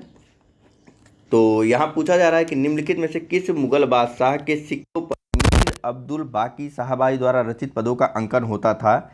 ए अकबर, बी हुमायूं, सी औरंगजेब या डी शाहजहां। चलिए सही आंसर है इसका ऑप्शन नंबर सी, औरंगजेब के सिक्कों पर जो है अब मीर अब्दुल बाकी साहबाई के द्वारा रचित पदों का अंकन किया जाता था। इसके द्वारा जो है चलाए गए सिक्कों पर से कलमा को या कलमा खुदवाना बंद करवा दिया गया था। इसके बजाय इसने जो है अपने सिक्कों पर अब्दुल बाकी साहबाई द्वारा रचित पद को अंकित करवाया था, ठीक है, या फिर कविताओं को अंकित करवाया था। नेक्स्ट, दिल्ली द्वारा कह रहा हूँ, जेबनिसा द्वारा दिल्ली में बैतुल उल उलूम नामक पुस्तकालय की स्थापना की गई। जेबनिसा थी ए हुमायूं की बहन, बी शाहजहां की बड़ी पुत्री, सी औरंगजेब की पुत्री या फिर डी नूरजहां की मां। चलिए सही आंसर है इसका ऑप्शन नंबर सी, औरंगजेब की पुत्री का नाम था जेबनुनिसा, जिसको जो है औरंगजेब ने 1679 में यानी कि 1679 में जो है अपने राज्य से निर्वासित कर दिया था। और बाद में इनके द्वारा जो है दिल्ली में एक पुस्तकालय की स्थापना भी की गई थी जिसका नाम था बैतुल उल उलूम। चलिए नेक्स्ट क्वेश्चन देखते हैं। मैसूर के शासक टीपू सुल्तान द्वारा श्रीरंगपट्टनम में जैकोबियन क्लब की स्थापना की गई थी, वह प्रभावित था ए अमेरिका की क्रांति से, बी फ्रांसीसी क्रांति से, सी रूसी क्रांति से या डी पुर्तगाली क्रांति से। तो देखिए टीपू सुल्तान जो है वह सुल्तान बनता है हैदर अली की मृत्यु के पश्चात 1782 में, और इसके द्वारा जो है फ्रांसीसी क्रांति से प्रभावित होकर के श्रीरंगपट्टनम में एक जैकोबियन क्लब की स्थापना की गई थी। ठीक, चलिए नेक्स्ट क्वेश्चन देखते हैं। पूछा जा रहा है कि भारतीय शिक्षा में मैग्ना कार्टा के नाम से जाना जाता है। ए हंटर कमीशन 1822 से 1823 तक का कमीशन था, बी 1813 का भारत शासन अधिनियम या फिर सी 1854 का चार्ल्स वुड डिस्पैच या फिर डी रैले कमीशन 1902। चलिए सही आंसर है इसका option number C, Charles Wood dispatch को जो है 1854 के चार्ल्स वुड डिस्पैच को भारत में शिक्षा का मैग्ना कार्टा कहा जाता है। ठीक है, शासनकाल किसका था? तो लॉर्ड डलहौजी का शासनकाल था। ठीक है, चार्ल्स वुड डिस्पैच में जो है भारत में शिक्षा के लिए रेगुलेटरी को बनाया गया था या फिर नियमों को बनाया गया था। तो यूँ कहें कि यह एक नियामक पद्धति थी शिक्षा के लिए और इसी कारण इसको शिक्षा का मैग्ना कार्टा कहा जाता था। नेक्स्ट क्वेश्चन देखते हैं। पूछा जा रहा है निम्नलिखित कथनों पर आपको विचार करना है। यहाँ पर पहला कथन है कि श्रीमती एनी बेसेंट ने स्वामी दयानंद सरस्वती के संबंध में कहा था कि वे पहले व्यक्ति थे जिन्होंने कहा था कि भारत भारतवासियों के लिए है। दूसरा कथन है कि आर्य समाज द्वारा 1822 नहीं, यहाँ 82 पढ़िएगा। ठीक है, 1882 में गायों की रक्षा हेतु गो रक्षणी सभा की स्थापना की गई थी। ठीक है, और यदि 1822 पढ़ना तो कोई बात नहीं, 1822 पढ़ लीजिए। आर्य समाज द्वारा 1822 में गायों की रक्षा हेतु गो रक्षणी सभा की स्थापना की गई थी। आपको असत्य कथन चुनना है। चलिए, तो सही है इसमें option number B. Option number B असत्य है क्योंकि 1822 में तो आर्य समाज ही नहीं था, 1875 में तो आर्य समाज की स्थापना ही हुई थी। ठीक है, इसीलिए मैंने कहा था 22 पढ़िए, हम मिसप्रिंट हो गया था इनसे। ठीक, 1882 पढ़िए, हम मिसप्रिंट हो गया था। 1882 में स्वामी दयानंद सरस्वती जी के द्वारा गो रक्षणी सभा की स्थापना की गई थी। और एनी बेसेंट ने सही कहा था कि स्वामी दयानंद सरस्वती के संबंध में कहा था कि इन्होंने ये पहले ऐसे व्यक्ति थे जिन्होंने कहा भारत भारतवासियों के लिए। नेक्स्ट क्वेश्चन देखते हैं। क्वेश्चन यहाँ पूछा जा रहा है निम्नलिखित के कालानुक्रम को व्यवस्थित करना है। पहला है स्वदेशी आंदोलन की योजना, दूसरा है बंगाल विभाजन का प्रभावी होना और तीसरा बंगाल विभाजन का निर्णय। कूट दिया हुआ 3 2 1, बी दिया हुआ 3 1 2, सी दिया हुआ 1 2 3 और डी दिया हुआ 2 3 1। चलिए सही आंसर है इसका ऑप्शन नंबर बी 3 1 2। पहले बंगाल विभाजन का निर्णय हुआ, फिर उसके बाद स्वदेशी आंदोलन की योजना बनी और सबसे अंत में बंगाल विभाजन प्रभावी भी हो गया। ठीक है, बंगाल विभाजन का निर्णय कब किया गया था? 20 जुलाई 1905 को। ठीक है, 20 जुलाई 1905 को। स्वदेशी आंदोलन की योजना कब बनी? 7 अगस्त 1905 को। ठीक, और बंगाल विभाजन प्रभावी कब हो गया था? तो बंगाल विभाजन प्रभावी हो गया 16 अगस्त 1905 को। ठीक, सारी डेट आपको याद नहीं चाहिए, मॉडर्न हिस्ट्री की डेट आप मत भूलिएगा किसी भी कीमत पर। नेक्स्ट क्वेश्चन देखते हैं। पूछा जा रहा है कि बंगाल विभाजन को निम्नलिखित में से किस एक नेता ने निर्मम भूल की संज्ञा दी? ए सुरेंद्रनाथ बनर्जी, बी चित्तरंजन दास, सी गोपाल कृष्ण गोखले या डी लाला लाजपत राय। चलिए सही आंसर है इसका ऑप्शन नंबर, बताइए, option number C. Gopal Krishna Gokhale ने जो है वर्ष 1905 के बंगाल विभाजन को जो है निर्मम भूल की संज्ञा दी थी। ठीक है, उस समय कार्यकाल किसका था? कौन गवर्नर जनरल वायसराय था भारत का? तो वह थे लॉर्ड कर्जन। ठीक है, गवर्नर जनरल नहीं, गवर्नर जनरल तो 1858 में ही समाप्त कर दिया गया था। लॉर्ड कर्जन के द्वारा बंगाल विभाजन का निर्णय लिया गया था और किया भी गया था। नेक्स्ट, नीचे पेज एरर है तो 1 मिनट के लिए वीडियो को जो है पॉज किया जा रहा है। चलिए बात कर लेते हैं क्वेश्चन नंबर 42 की। तो यहाँ पूछा जा रहा है निम्नलिखित कथनों पर विचार कीजिए तथा दिए गए कूट की सहायता से सही आंसर को चुनिए। कथन ए है कि ये भारत में राष्ट्रीय आंदोलन के विकास में जाति प्रथा ने विकास ने जाति प्रथा को कमजोर करने में महत्वपूर्ण भूमिका निभाई। और कारण आर बताया जा रहा है कि राष्ट्रीय आंदोलन उन तमाम संस्थाओं का विरोधी था जो भारतीय जनता को बांट करके रखती थी। कूट दिया हुआ है ए तथा आर दोनों सही तथा आर ए की सही व्याख्या करता है। बी, कथन और कारण दोनों सही तथा कारण कथन की सही व्याख्या नहीं करता है। सी, ए सही किंतु आर गलत है। और डी, ए गलत किंतु आर सही है। चलिए, इसमें इतना सोचने वाली बात नहीं, ऑप्शन नंबर ए सही है। दोनों ही कथन कारण सही है और कारण कथन की सही से व्याख्या भी कर रहा है। नेक्स्ट क्वेश्चन देखते हैं। तो यहाँ पूछा जा रहा है निम्न पर विचार करना है आपको, निम्न कथनों पर, ठीक है, कायदे से इनका क्रम लगाना है, ठीक है। तो पहला कथन है कि भारत छोड़ो आंदोलन का प्रस्ताव पारित होना, दूसरा कथन है क्रिप्स मिशन का भारत पहुंचना, तीसरा है मुस्लिम लीग द्वारा पाकिस्तान दिवस मनाया जाना और चौथा कथन है सिंगापुर में भारत की प्रथम अस्थायी सरकार की स्थापना। कूट दिया हुआ है option A 1 2 3 4, option B 2 4 1 3, option C 2 1 4 3 और ऑप्शन डी 2 1 3 4। चलिए, सही आंसर है इसका ऑप्शन नंबर डी 2 1 4 3, यानी सबसे पहले क्रिप्स मिशन भारत पहुंचा था, ठीक है। क्रिप्स मिशन देखिए मार्च 1942 में भारत आया था, ठीक। और उसके बाद पहुंचते हैं एक पे, भारत छोड़ो आंदोलन की घोषणा की गई थी, वर्धा प्रस्ताव, कांग्रेस का वर्धा सम्मेलन हुआ था और वहीं पर भारत छोड़ो आंदोलन का प्रस्ताव पारित हो गया था जुलाई, ठीक है, लिख दे रहा हूँ, ठीक है, जुलाई 1942 में, जुलाई 1942 में, ठीक। क्रिप्स मिशन मार्च 1942 में भारत आया था, ठीक है, मार्च 14 में क्रिप्स मिशन भारत आया था, ठीक है। तो मार्च से पहले आता है, जुलाई पहले आता है। चलिए, और 23 मार्च 1943, ठीक, मुस्लिम लीग द्वारा 23 मार्च 1943 को जो है वह मनाया गया। 23 मार्च 1943 को पाकिस्तान दिवस के रूप में मनाया गया था और 21 अक्टूबर 1943, ठीक, 21 अक्टूबर 1943 को सिंगापुर में प्रथम अस्थायी सरकार की स्थापना की गई थी, ठीक है। सिंगापुर में भारत की प्रथम अस्थायी सरकार की स्थापना 21 अक्टूबर 1943 को की गई थी। फिर से एक बार बता देता हूँ, देखिए मार्च 1942 में क्रिप्स मिशन भारत आया था, जुलाई 1942 में जो है मुस्लिम लीग, जुलाई 1942 में भारत छोड़ो आंदोलन का प्रस्ताव पारित किया गया था, 23 मार्च 1943 को मुस्लिम लीग द्वारा पाकिस्तान दिवस मनाया गया था और 21 अक्टूबर 1943 को जो है सिंगापुर में भारत की पहली अस्थायी सरकार का गठन किया गया था। नेक्स्ट क्वेश्चन देखते हैं, क्वेश्चन नंबर 44 को। यहाँ पूछा जा रहा है कि निम्नलिखित में से किस एक वायसराय ने ब्रेक डाउन प्लान के तहत मार्च 1947 तक अंग्रेजों को पूर्ण रूप से भारत छोड़ने का सुझाव दिया था। ए माउंटबेटन, बी लॉर्ड वेवेल, सी लॉर्ड लिनलिथगो या फिर डी इनमें से कोई नहीं। चलिए, तो उस समय भारत के वायसराय थे माउंटबेटन और इनके द्वारा उस समय भारत के वायसराय थे लॉर्ड वेवेल और इनके द्वारा जो है ब्रेक डाउन प्लान बनाया गया था। ब्रेक डाउन प्लान के तहत जो है अंग्रेजों को मार्च 1947 तक भारत को पूर्ण रूप से छोड़ने का सुझाव दिया गया था और लास्ट डेट थी 31 मार्च 1947 तक, ठीक है। लॉर्ड वेवेल का था ब्रेक डाउन प्लान। नेक्स्ट बात करते हैं क्वेश्चन नंबर 45 की। तो यहाँ पूछा जा रहा है कि ध्यान से देखिएगा, कथन और कारण के रूप में दिया हुआ है यह प्रश्न, आपको बताना नीचे कूट से सही आंसर क्या है। कथन ए है कि एक दी हुई समयावधि में कीमतें और मौद्रिक आय दोगुनी होने पर वास्तविक आय अपरिवर्तित रहती है। और कारण आर दिया हुआ है कि बढ़ी हुई कीमतें बढ़ी हुई मौद्रिक आय को संतुलित कर देती हैं। आपको बताना है कि ए और आर दोनों सही हैं तथा आर ए की सही व्याख्या करता है। ऑप्शन बी है कि ए तथा आर दोनों सही है तथा आर ए की सही व्याख्या नहीं करता है। ऑप्शन सी है ए सही परंतु आर गलत है और ऑप्शन डी है ए गलत किंतु आर सही है। कथन और कारण एक बार फिर से आप देखिए और ध्यान से देखिए, वीडियो को पॉज करके देखिए, आप सही आंसर बड़े आराम से लगा लेंगे। अगर आपको इकोनॉमिक्स नहीं भी आती तब भी लगा लेंगे। चलिए, सही आंसर है इसका ऑप्शन नंबर ए, कथन और कारण दोनों सही है और कारण कथन की सही व्याख्या भी कर रहा है। देखिए क्या दिया हुआ है, एक दी हुई समयावधि, मतलब अगर अप्रैल के महीने में आपको जो है घर से आया आपके पास 10,000 रुपये, ठीक है, और मार्केट में सामान पहले आपको 5,000 आता था और अप्रैल के महीने में ऐसा किया उन्होंने घर वालों ने कि आपको 10,000 रुपये दे दिया। ठीक उसी समय जो है मार्केट में दाम भी बढ़ गए हर चीज़ के। पहले जो चीज़ 2 रुपये की मिलती थी वह मिलने लगी अब 4 रुपये की। तो क्या कोई अंतर आएगा? यही बोल रहा है ना, बढ़ी हुई कीमतें बढ़ी हुई मौद्रिक आय को संतुलित कर दी है। कीमत जो बढ़ी है आपकी बढ़ी हुई आय को संतुलित कर दी, तो आपकी वास्तविक आय पे कोई प्रभाव पड़ा नहीं ना, आपकी वास्तविक आय अपरिवर्तित ही रही। ठीक, तो सही आंसर क्या हो जाएगा, ए और आर दोनों सही और आर कथन ए की सही व्याख्या कर रहा है। नेक्स्ट क्वेश्चन है कि निम्नलिखित में से कौन एक भारत में प्रति व्यक्ति आय में धीमी वृद्धि दर को दर्शाता है। ए उच्च पूंजी निर्माण दर, बी वित्तीय घाटे का उच्च स्तर, सी उच्च पूंजी उत्पाद अनुपात, उच्च पूंजी और उत्पाद अनुपात, या फिर डी निम्न जनसंख्या वृद्धि, high capital output ratio, high level of financial deficit, high capital formation rate और अंत में लो पॉपुलेशन ग्रोथ रेट।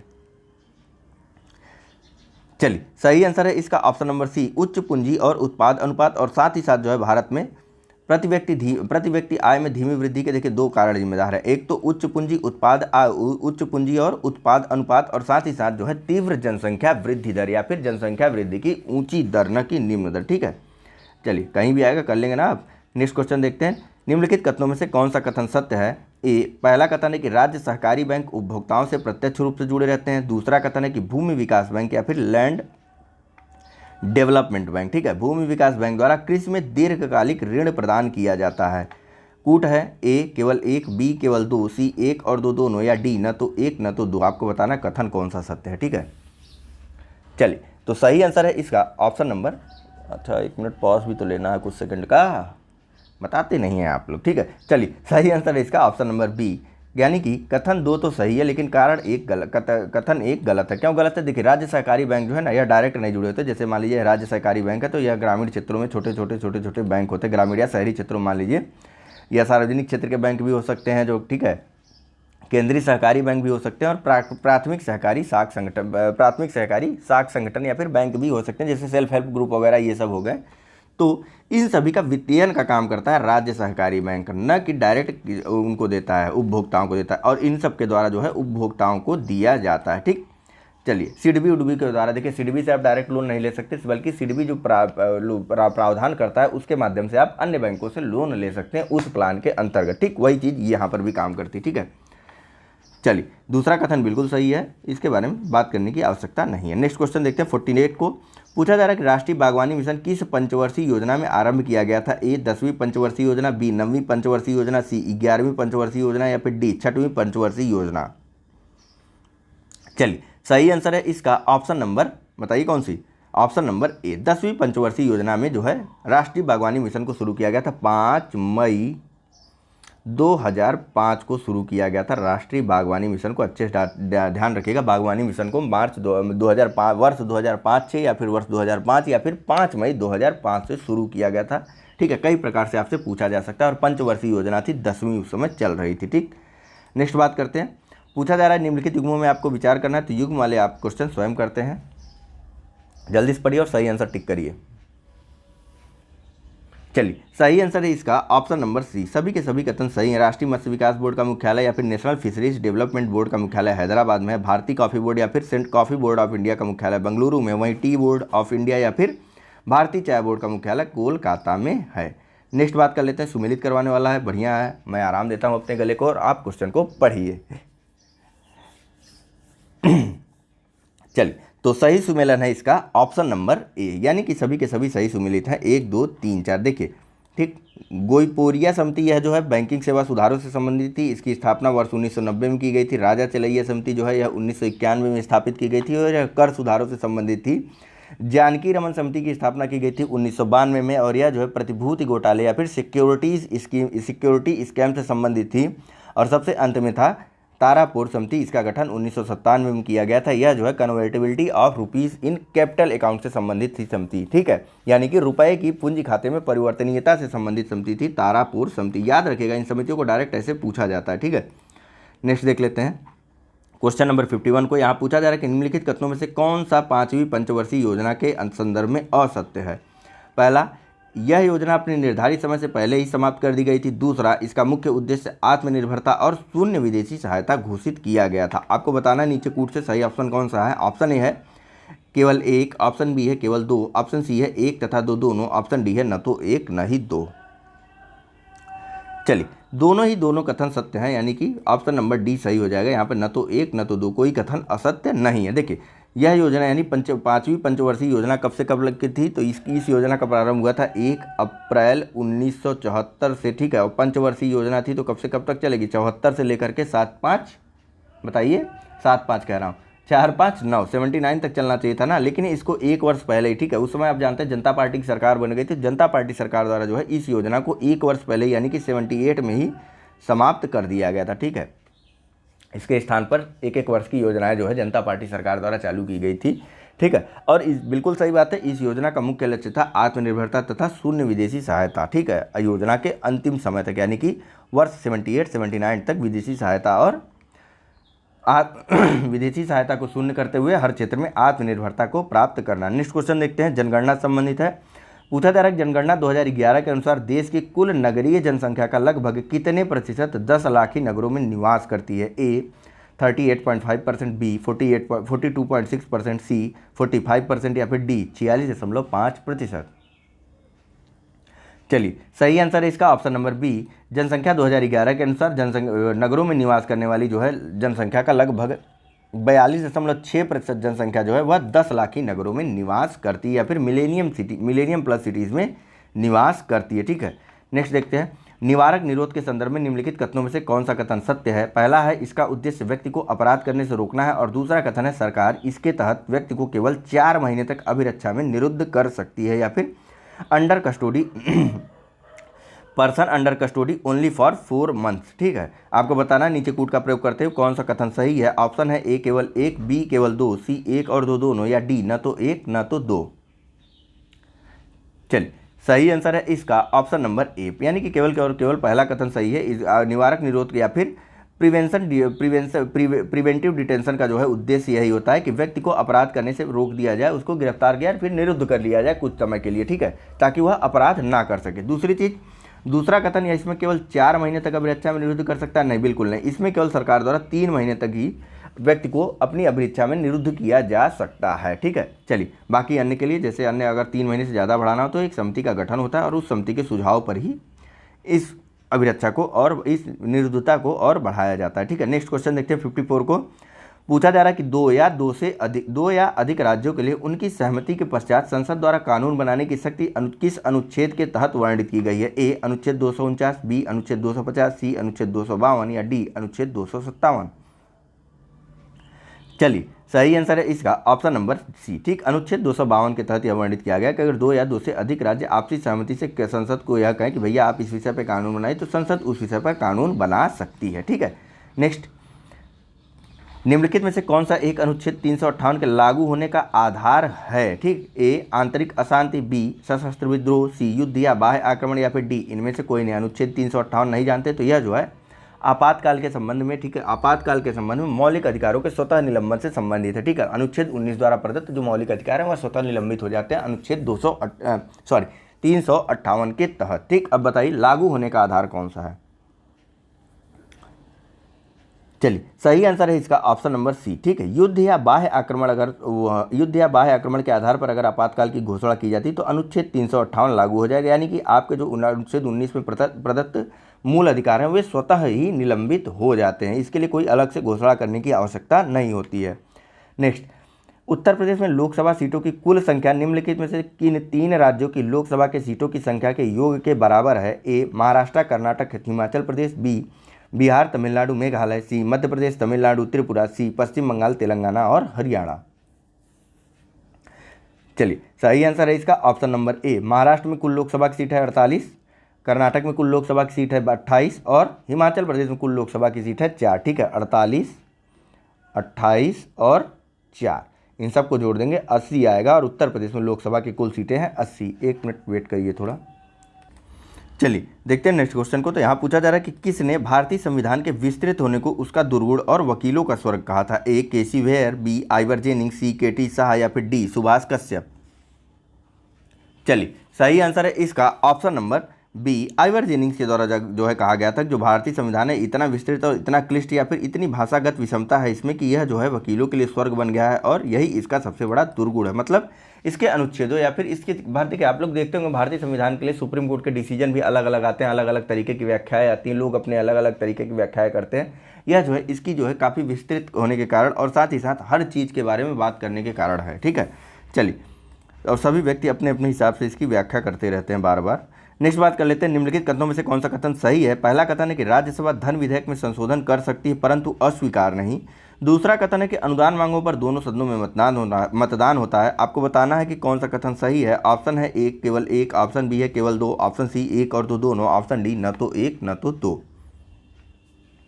चलिए सही आंसर है इसका ऑप्शन नंबर डी, 2 के दोनों ही कथन गलत हैं। देखिए राज्यसभा धन विधेयक में संशोधन भी नहीं कर सकती और ना ही उसे अस्वीकार कर सकती। ठीक है, अगर राज्यसभा 14 दिनों के अंतर्गत अपनी सलाह के साथ, ठीक है, अपने द्वारा की गई सिफारिशों के तहत अगर उसे लोकसभा में लौटा नहीं देती धन विधेयक को, तो वह उसी रूप में पारित मान लिया जाता है। और यदि राज्यसभा कोई सिफारिश करती भी है तो लोकसभा उसको मानने के लिए बाध्य नहीं है। लोकसभा उसे जैसा चाहेगा वैसा पारित कर सकता है। ठीक है, हो सकता है सिफारिशों को मान ले और हो सकता है सिफारिशों को अस्वीकार कर दे। ठीक है, नेक्स्ट, अनुदान की मांगों पर दोनों सदनों में नहीं, अनुदान की मांगें दी हुई हैं अनुच्छेद या फिर आर्टिकल 113 के सब क्लास 2 में और इसमें स्पष्टतया कहा गया है कि अनुदान की मांगें सिर्फ और सिर्फ लोकसभा में रखी जाएंगी, न कि दोनों सदनों में, ठीक है। चलिए, और लोकसभा ही उस पर मतदान करती है, या फिर मतदान करने का अधिकार भी लोकसभा का ही होता है। नेक्स्ट, भारत की संचित निधि किसके नियंत्रणाधीन होती है? ए राष्ट्रपति, बी संसद, सी लोकसभा अध्यक्ष, या फिर डी नियंत्रक एवं महालेखा परीक्षक यानी कि कैग। चलिए, सही आंसर है इसका ऑप्शन नंबर बी, संसद के नियंत्रणाधीन होती है भारत की संचित निधि या फिर कंसोलिडेट फंड ऑफ इंडिया जो है वह आर्टिकल 226 में दिया हुआ है, आर्टिकल अनुच्छेद 226 में दिया हुआ है, और यह जो है पार्लियामेंट या संसद के नियंत्रण में होती है। नेक्स्ट, इसका मतलब क्या होता है नियंत्रण में होती है? तो देखिए, भारत की संचित निधि से बिना संसद की अनुमति से कोई भी और किसी प्रकार का धन निकाला नहीं जा सकता है, ठीक है, यही मतलब होता है नियंत्रणाधीन का। नेक्स्ट, अनुच्छेद 227 में वर्णित उच्च न्यायालय की अधीनस्थ न्यायालय पर अधीक्षण की शक्ति को किस वाद में अनुल्लंघनीय मौलिक ढांचा घोषित किया गया? ए मिनर्वा मिल्स वाद, बी इंदिरा साहनी वाद, सी केशवानंद भारती वाद, या फिर डी बम्बई वाद। इसमें कुछ इतना सोचने का बात नहीं, बस क्वेश्चन को थोड़ा सा घुमाया गया है, ठीक है। सिंपल आप इतना आंसर दीजिए, मौलिक ढांचा का निर्णय किस वाद में दिया गया था? मौलिक ढांचे को लेकर के यह दिया गया था option number C, Keshavananda Bharati में। बस क्वेश्चन यहाँ पे ध्यान रखिए, यहाँ पकड़िए, मौलिक ढांचे शब्द को पकड़िए, ठीक है। चलिए नेक्स्ट देखते हैं। पूछा जा रहा है कि जनगणना 2011 के अनुसार मात्र नगर निगम की जनसंख्या के अनुसार उत्तर प्रदेश के महानगरों का सही क्रम क्या है? ए कानपुर, लखनऊ, गाजियाबाद, बी लखनऊ, कानपुर, वाराणसी, सी कानपुर, लखनऊ, मेरठ, या फिर डी लखनऊ, कानपुर, गाजियाबाद, ठीक है। बढ़ते से घटते क्रम में लगाइए। चलिए, मात्र नगर निगम के क्षेत्र के आधार पर, ठीक है। देखिए, किसी भी जिले में जो है नगर निगम भी होता है और जिला पंचायत भी होती है और गांव भी होते हैं, ठीक है। तो गांवों और जिला पंचायत को छोड़ दिए, नगर निगम जितने हैं वहां कर बताइए कौन कौन से नगर जो है वह महानगर की श्रेणी में आते हैं। चलिए, सही आंसर है इसका ऑप्शन नंबर, सही क्रम है और सही आंसर है इसका option number D, Lucknow, Kanpur और गाजियाबाद। लखनऊ की पॉपुलेशन लखनऊ नगर निगम की है 2.82 मिलियन, कानपुर की पॉपुलेशन है 2.77 मिलियन और गाजियाबाद की पॉपुलेशन है 1.64 मिलियन नगर निगम के, ठीक है। देखिए, एक बार सही से क्रम बता दूं तो सबसे पहले आता है लखनऊ, उसके बाद कानपुर, फिर गाजियाबाद, उसके बाद आगरा, फिर मेरठ, वाराणसी और सबसे अंत में 7वें नंबर पर प्रयागराज आता है, ठीक है। चलिए नेक्स्ट क्वेश्चन देखते हैं। World urbanization prospects 2018 revision report के अनुसार निम्नलिखित में से कौन सा देश सर्वाधिक नगरीकृत है? ए भूटान, बी बांग्लादेश, सी भारत, या फिर डी पाकिस्तान। चलिए, सही आंसर है इसका ऑप्शन नंबर ए, भूटान जो है वह सर्वाधिक नगरीकृत है, ठीक है, इन सभी देशों में, ठीक है। भूटान सर्वाधिक नगरीकृत है। भूटान के नगरीकरण का प्रतिशत है 40.9%। उसके बाद नंबर आता है पाकिस्तान का, इसके नगरीकरण का प्रतिशत है 36.7%। उसके बाद स्थान आता है बांग्लादेश का, यहाँ पर नगरीकरण का प्रतिशत है 36.7%, ठीक है। बता रहा हूँ परसेंटेज, इसका मतलब इंपॉर्टेंट है, 36.6% है, ठीक है। और सबसे अंत में भारत का नंबर आता है, यहाँ पर नगरीकरण का प्रतिशत है 34%, ठीक है। वर्ल्ड अर्बनाइजेशन प्रॉस्पेक्टस 2018 की रिवीजन रिपोर्ट के अनुसार। चलिए नेक्स्ट क्वेश्चन देखते हैं। पूछा जा रहा है कि जनगणना 2011 के अनुसार निम्नलिखित में से कौन सा राज्य न्यूनतम साक्षरता में दूसरे स्थान पर है? ए अरुणाचल प्रदेश, बी झारखंड, ए बिहार, बी राजस्थान, सी अरुणाचल प्रदेश और डी झारखंड। चलिए, सही आंसर है इसका ऑप्शन नंबर सी, अरुणाचल प्रदेश जो है न्यूनतम साक्षरता के मामले में दूसरे स्थान पर आता है। पहले स्थान पर बिहार है और तीसरे स्थान पर राजस्थान है और चौथे स्थान पर है झारखंड। साक्षरता का दर क्या है? तो देखो भैया, बिहार की साक्षरता दर सबसे न्यूनतम है और यहाँ पर 61.8% लोग ही साक्षर हैं। उसके बाद अरुणाचल प्रदेश का स्थान आता है, यहाँ पर 65.4% लोग साक्षर हैं। उसके बाद राजस्थान का नंबर आता है, यहाँ पर 66.1% लोग साक्षर हैं। और फिर स्थान आता है झारखंड का, यहाँ पर 66.4% लोग साक्षर हैं। अगर बात करें अन्य की, तो आंध्र प्रदेश का स्थान उसके बाद आता है और आंध्र प्रदेश में साक्षर लोगों की संख्या है 67%, ठीक है। चलिए नेक्स्ट क्वेश्चन देखते हैं। तो यहाँ पूछा जा रहा है जनगणना 2011 के अनुसार सर्वाधिक शिशु लिंगात अनुपात वाला केंद्र शासित प्रदेश कौन सा है? ए पुडुचेरी, बी अंडमान एवं निकोबार, सी चंडीगढ़, या डी दमन और दीव। चलिए, सही आंसर है इसका ऑप्शन नंबर बी, अंडमान और निकोबार में सर्वाधिक शिशु लिंगानुपात है कितना? 968, ठीक है। यहाँ पे प्रति 1000 शिशुओं पर पुरुष शिशुओं पर 968 महिला शिशुएं हैं, ठीक है। और वहीं सबसे कम अगर केंद्र शासित प्रदेशों की बात करें तो सबसे कम केंद्र शासित प्रदेशों में लिंगानुपात है यहाँ दमन दीव नहीं, दिल्ली का, ठीक है। यहाँ पर जो है 871 महिला बच्चे हैं, महिला शिशु हैं 1000 शिशुओं पर, ठीक है। चलिए नेक्स्ट क्वेश्चन देखते हैं। तो तो यहाँ पूछा जा रहा है कि निम्नलिखित कथनों पर आपको विचार करना है और बताना है कौन सा कथन सही है। पहला कथन है कि भारत का देशांतरी विस्तार उसके अक्षांशीय विस्तार से अधिक है। दूसरा कथन है कर्क रेखा उत्तर प्रदेश से होकर के नहीं गुजरती है। आपको नीचे कूट से सही उत्तर को चुनना है। ऑप्शन है ए केवल एक, बी केवल दो, सी एक और दो दोनों, या फिर डी न तो एक न तो दो। चल, सही आंसर है इसका ऑप्शन नंबर बी, यानी कि केवल कथन दो सही। देखिए, भारत का देशांतरी विस्तार और अक्षांशीय विस्तार जानिए तो 6.45 डिग्री उत्तरी अक्षांश है, ठीक है। अक्षांशीय विस्तार की बात कर रहे हैं। 6.5 डिग्री 45 सेकंड से लेकर के 37 डिग्री 6 सेकंड तक है भारत का अक्षांशीय विस्तार, ठीक है। तो इसमें से इसको घटा दीजिए तो आएगा कितना, 30 डिग्री 21 सेकंड आएगा। वहीं देशांतरी विस्तार की बात करें तो भारत का देशांतरी विस्तार कितना है, 68 ठीक है 68.7 सेकंड से लेकर के 90 डिग्री 25 सेकंड तक, ठीक है। 90 कह रहा हूँ, 97 डिग्री 25 सेकंड तक। इसमें से इसको घटा दीजिए तो आंसर कितना आएगा, आंसर आ जाएगा 29 डिग्री, ठीक है 29 डिग्री 18 सेकंड तक, ठीक है। तो कौन सा ज़्यादा बड़ा है, अक्षांशीय की देशांतर, अक्षांशीय विस्तार ज़्यादा बड़ा है। तो भारत का अक्षांशीय विस्तार ज़्यादा बड़ा है उसके बजाय कि उसके देशांतरी विस्तार से। बाकी दूसरा कथन बिल्कुल सही है। देखिए, कर्क रेखा जो है वो भारत के कुल 8 राज्यों से होकर के गुजरती, जो है क्रमशः राजस्थान, ठीक, राजस्थान नहीं, गुजरात सबसे पहले, ठीक है। गुजरात, जी लिख दूँ, गुजरात, राजस्थान, मध्य प्रदेश, छत्तीसगढ़, झारखंड, पश्चिम बंगाल, पीबी, ठीक, पश्चिम बंगाल, त्रिपुरा, मिजोरम, ठीक, मिजो लिख दे रहा हूँ, मिजोरम, और सबसे बाकी हो गया ना, 8 हो गया ना, 1 2 3 4 5 6 7 8, ठीक। गुजरात, राजस्थान, मध्य प्रदेश, छत्तीसगढ़, झारखंड, पश्चिम बंगाल, त्रिपुरा और मिजोरम, ना कि मणिपुर, ठीक है। चलिए नेक्स्ट क्वेश्चन देखते हैं। यहाँ पूछा जा रहा है निम्नलिखित युग्मों पर आपको विचार करना है। तो युग्मों पर विचार करना है तो आप वीडियो को पास करिए और युग्मों पर विचार कीजिए। भाई आपका काम है, आप विचार कीजिए। कर लिया विचार, चलिए तो विचार देखते हैं आपका सही बन रहा है कि नहीं बन रहा है। तो देखो भैया, विचार आपका बिल्कुल सही बन रहा है। सही आंसर है इसका ऑप्शन नंबर डी, ठीक है। इंदिरा पॉइंट जो है कार निकोबार में नहीं है। इंदिरा पॉइंट जो है वह ग्रेट निकोबार द्वीप पर है, न कि कार निकोबार पर। बाकी दोनों कथन सही है। पोर्ट ब्लेयर दक्षिणी अंडमान में है और बैरन द्वीप जो है यह मध्य अंडमान का पूर्वी भाग है, ठीक है। चलिए नेक्स्ट क्वेश्चन देखते हैं। पूछा जा रहा है निम्नलिखित कथनों पर विचार कीजिए। पहला, ज्योग्राफी का एटलस लेके बैठिए। फिर से बोल रहा हूँ, एटलस लेके बैठिए। निम्नलिखित जब भी पेपर डिस्कशन हो एटलस आपके पास होना चाहिए, कंपलसरी है, ठीक है। नेक्स्ट, निम्नलिखित पर विचार करें। पहला, अन्नामलाई, दूसरा नागरकोयल पहाड़ी, तीसरा कार्डेमम पहाड़ी और चौथा नीलगिरी पहाड़ियाँ। उपरोक्त में से आपको बताना है, उपरोक्त को आपको उत्तर से दक्षिण के क्रम में व्यवस्थित करना है, ठीक है। तो चलिए व्यवस्थित कीजिए उत्तर से दक्षिण के क्रम में, ठीक है। चलिए सबसे पहले सही आंसर बताता हूं। तो सही आंसर है इसका ऑप्शन नंबर सही आंसर है इसका ऑप्शन नंबर ए, ठीक है। 4 1 3 2। थोड़ा सा बोलते बोलते ना गला जो है, समझ सकते हैं आप लोग, लगातार इतना बोलिए तो अच्छे से समझेंगे, ठीक है। 4 1 3 2।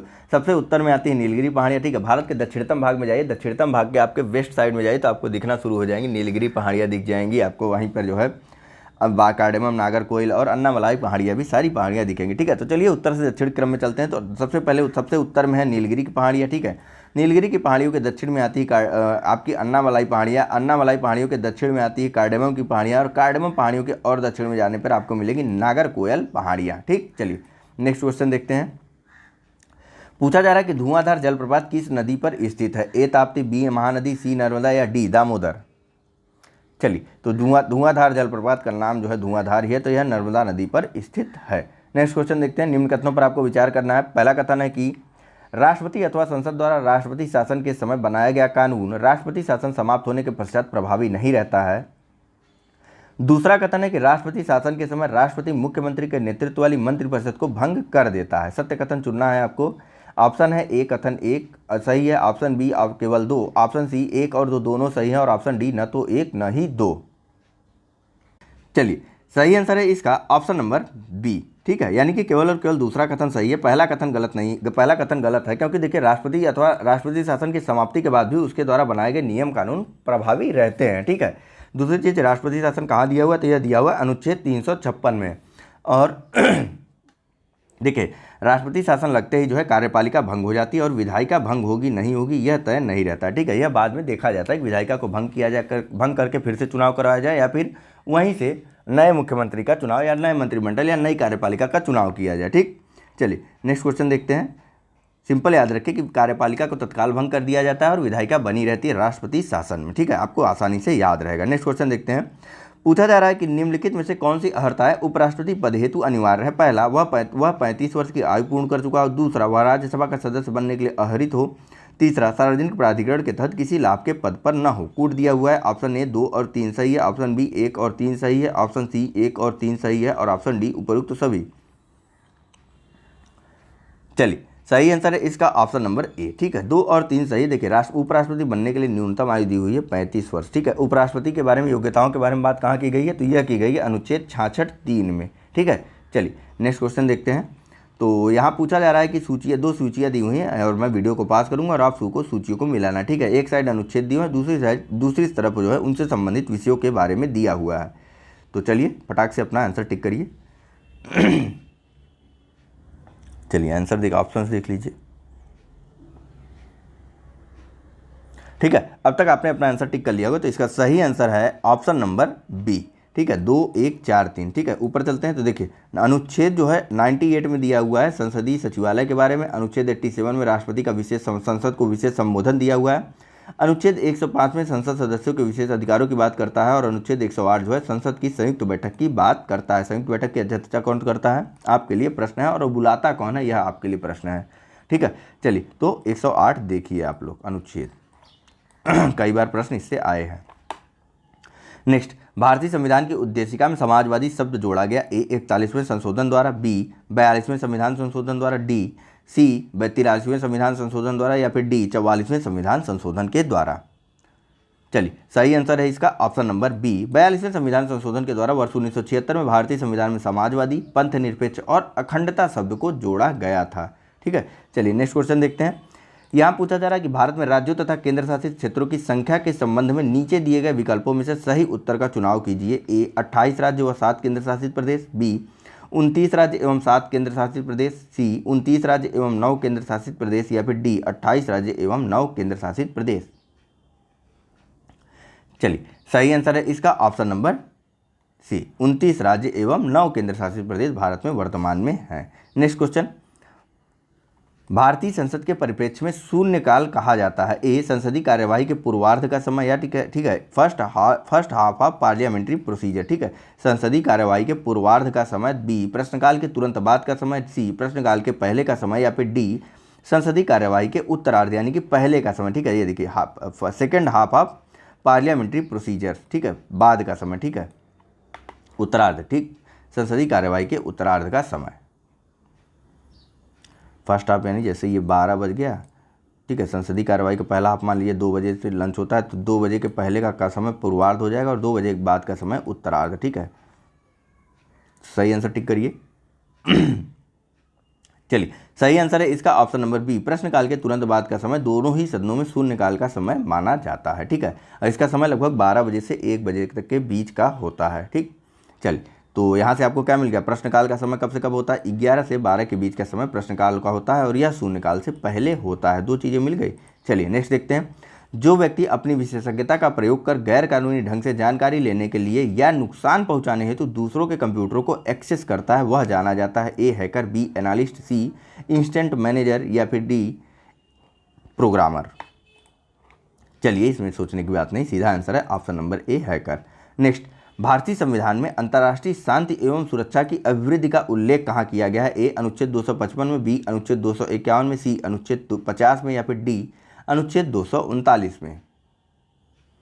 चलिए, सही आंसर है इसका ऑप्शन नंबर डी, भारतीय संविधान का अनुच्छेद 51 जो है अंतर्राष्ट्रीय शांति एवं सुरक्षा की बात करता है। नेक्स्ट, संसदीय प्रक्रिया में अंतर प्रदान या फिर इंटरपेलेशन से तात्पर्य क्या है। ए किसी सरकारी अधिकारी से किसी नीति या कार्य के विवरण की मांग हेतु संसदीय प्रक्रिया, बी किसी सदस्य को बोले जाने से रोकना, सी किसी विषय विशेष पर सदन का ध्यान आकर्षित करना या फिर डी इनमें से कोई नहीं। चलिए, सही आंसर इसका ऑप्शन नंबर ए, किसी सरकारी अधिकारी से किसी नीति या कार्य के विवरण की मांग की संसदीय प्रक्रिया जो है अंतर प्रदान या फिर इंटरपेलेशन कहलाती है। नेक्स्ट देखते हैं, निम्नलिखित में से किस देश में कच्चे तेल का संचित भंडार सर्वाधिक है। ए वेनेजुएला, बी सऊदी अरब, सी कनाडा या फिर डी ईरान। चलिए, सही आंसर है इसका ऑप्शन नंबर ए, वेनेजुएला में कच्चे तेल का सर्वाधिक भंडार है। ठीक है, वेनेजुएला की लोकेशन एक बार जरूर देखिए आप लोग मैप में। नेक्स्ट, भारत में कोयला उत्पादन में शीर्ष 3 राज्य कौन कौन से हैं? ठीक है, क्रम लगाना है, सर्वाधिक से लेकर के कम की तरफ चलना है। ए झारखंड, उड़ीसा, छत्तीसगढ़, बी छत्तीसगढ़, उड़ीसा, झारखंड, सी उड़ीसा, छत्तीसगढ़, झारखंड, या फिर डी झारखंड, उड़ीसा और पश्चिम बंगाल। चलिए, सही आंसर है इसका ऑप्शन नंबर सी। ठीक है, सर्वाधिक कोयले का उत्पादन उड़ीसा में, उसके बाद छत्तीसगढ़ में और फिर झारखंड में होता है। ठीक है, चलिए नेक्स्ट देख लेते हैं। निम्नलिखित योजनाओं को उनके कालानुक्रम अनुसार व्यवस्थित करना है। पहला है प्रधानमंत्री किसान पेंशन योजना, दूसरा है प्रधानमंत्री जीवन योजना, ठीक है, जीवन योजना, तीसरा है प्रधानमंत्री किसान सम्मान निधि योजना और चौथा है प्रधानमंत्री संपन्न योजना। ठीक है, अपने आर्थिकी के लेक्चर में मैंने सभी योजनाओं के बारे में बात की थी, अच्छे से बताया था आपको, तो यहाँ पर नहीं किया जाएगा डिटेलिंग। देखिए, हर जगह करना संभव नहीं होती हर चीज़ें, तो लेक्चर अभी तक आप लोगों ने ना देखा तो देख लीजिएगा। सेकंड और क्या कहते हैं, थर्ड और फोर्थ लेक्चर में योजनाओं से संबंधित है, और फर्स्ट और सेकंड लेक्चर तो मोस्ट इंपॉर्टेंट लेक्चर है। हर प्रश्न, हर एग्जाम में प्रश्न आएगा ही आएगा उससे। देखिए, आरओ में आया था, आईएएस में भी आएगा और पीसीएस में भी आएगा ही आएगा। फिलहाल यहाँ आंसर दीजिए। कूट दिया हुआ नीचे कूट दिया हुआ नीचे 3 4 1 2, बी दिया हुआ 4 3 2 1, सी दिया हुआ है 4 1 2 3, या फिर डी दिया हुआ है 3 1 2 4। चलिए, सही आंसर है इसका ऑप्शन नंबर बी 4 3 2 1, यानी कि सबसे पहले आती है प्रधानमंत्री किसान सम्मान योजना। इसको जो है 29 दिसंबर 2018 को, ठीक है, 2018 को 29 दिसंबर 2018 को लॉन्च किया गया था। उसके बाद स्थान आता है प्रधानमंत्री किसान सम्मान निधि, इसको 24 फरवरी 2019 को लॉन्च किया गया था। उसके बाद स्थान आता है दूसरे नंबर पर, कौन सा है बताइए? दूसरे नंबर पर प्रधानमंत्री जीवन योजना है, इसको 28 फरवरी 2019 को लॉन्च किया गया था। और उसके बाद स्थान आता है प्रधानमंत्री किसान पेंशन योजना का, जिसको जो है 31 मई 2019 को लॉन्च या फिर शुरू किया गया था। चलिए नेक्स्ट क्वेश्चन देखते हैं। गंगा नदी की एकमात्र सहायक नदी जिसका उद्गम मैदानों से होता है वह है ए सोन, बी गोमती, सी चंबल, या फिर डी रामगंगा। बहुत आसान प्रश्न है। चलिए, गंगा नदी की वह एकमात्र सहायक नदी जिसका उद्गम मैदानों से होता है वह नदी है आपकी गोमती नदी। ठीक है, गोमती नदी का उद्गम देखिए उत्तर प्रदेश के पीलीभीत जिले में फुलहर नामक एक दलदली झील से होता है। ठीक है, फुलहर नामक एक दलदली क्षेत्र या फिर फुलहर नामक एक दलदली झील है, यहीं से आपका गोमती नदी का उद्गम होता है, जो कि मैदानी भाग है। नेक्स्ट देखते हैं, निम्नलिखित में से कौन जैव विविधता की वृद्धि में सहायक है? ए पारितंत्र की उत्पादकता, बी पारितंत्र की आयु, या फिर डी मध्य व्यवधान, या फिर उपरोक्त सभी। Productivity of ecosystem, age of ecosystem, या फिर इंटरप्शन अथवा ऑल द एबव। बताइए, बायोडाइवर्सिटी की ग्रोथ के लिए कौन कौन से आवश्यक या फिर सहायक या फिर हेल्पफुल अवधियाँ हैं?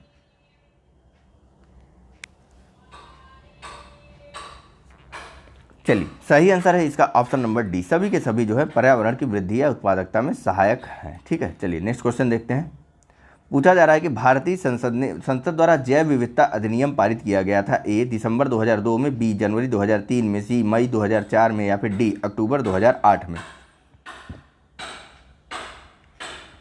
चलिए, सही आंसर है इसका ऑप्शन नंबर ए, भारतीय संसद द्वारा जो है जैव विविधता अधिनियम को 11 दिसंबर 2002 को पारित किया गया था। ठीक, चलिए नेक्स्ट क्वेश्चन देखते हैं। पूछा जा रहा है कि निम्नलिखित कथनों पर विचार कीजिए तथा दिए गए कोड की सहायता से सही उत्तर का चयन कीजिए। कथन है, ठीक है, कथन और कारण के रूप में यह प्रश्न दिया हुआ है। तो पहला कथन ए दिया जा रहा है यहाँ पर कि धरती पर कार्बन डाइऑक्साइड गैस केवल हानिकारक प्रभाव पैदा करती है, और कारण आर बताया जा रहा है कि यह ग्लोबल वार्मिंग का मुख्य कारण है। आपको नीचे कूट से सही आंसर को चुनना है। ऑप्शन ए है कि ए और आर दोनों सही है तथा आर ए की सही व्याख्या करता है। ऑप्शन बी है ए तथा आर दोनों सही तथा आर ए की सही व्याख्या नहीं करता है। ऑप्शन सी है ए सही परंतु आर गलत है, और ऑप्शन डी है ए गलत परंतु आर सही है। चलिए, तो सही आंसर है इसका ऑप्शन नंबर डी, ए गलत किंतु आर सही है। ठीक है, देखिए, कार्बन डाइऑक्साइड केवल हानिकारक प्रभाव नहीं पैदा करता, पौधों का जीवन इसी पर निर्भर करता है। ठीक है, कार्बन डाइऑक्साइड पर पौधे कार्बन डाइऑक्साइड का अवशोषण करते हैं और ऑक्सीजन को निर्मुक्त करते हैं। ठीक है, तो यह हमारे लिए भी उतना ही आवश्यक है जितना पौधों के लिए। ठीक है, क्योंकि पौधे हमारे लिए उतना आवश्यक है। बाकी ग्लोबल वार्मिंग का जरूर यह मुख्य कारण है। ठीक है, एक निश्चित सांद्रता होनी चाहिए वातावरण में कार्बन डाइऑक्साइड की, उससे अधिक होने पर वह नुकसानदेह भी होता है।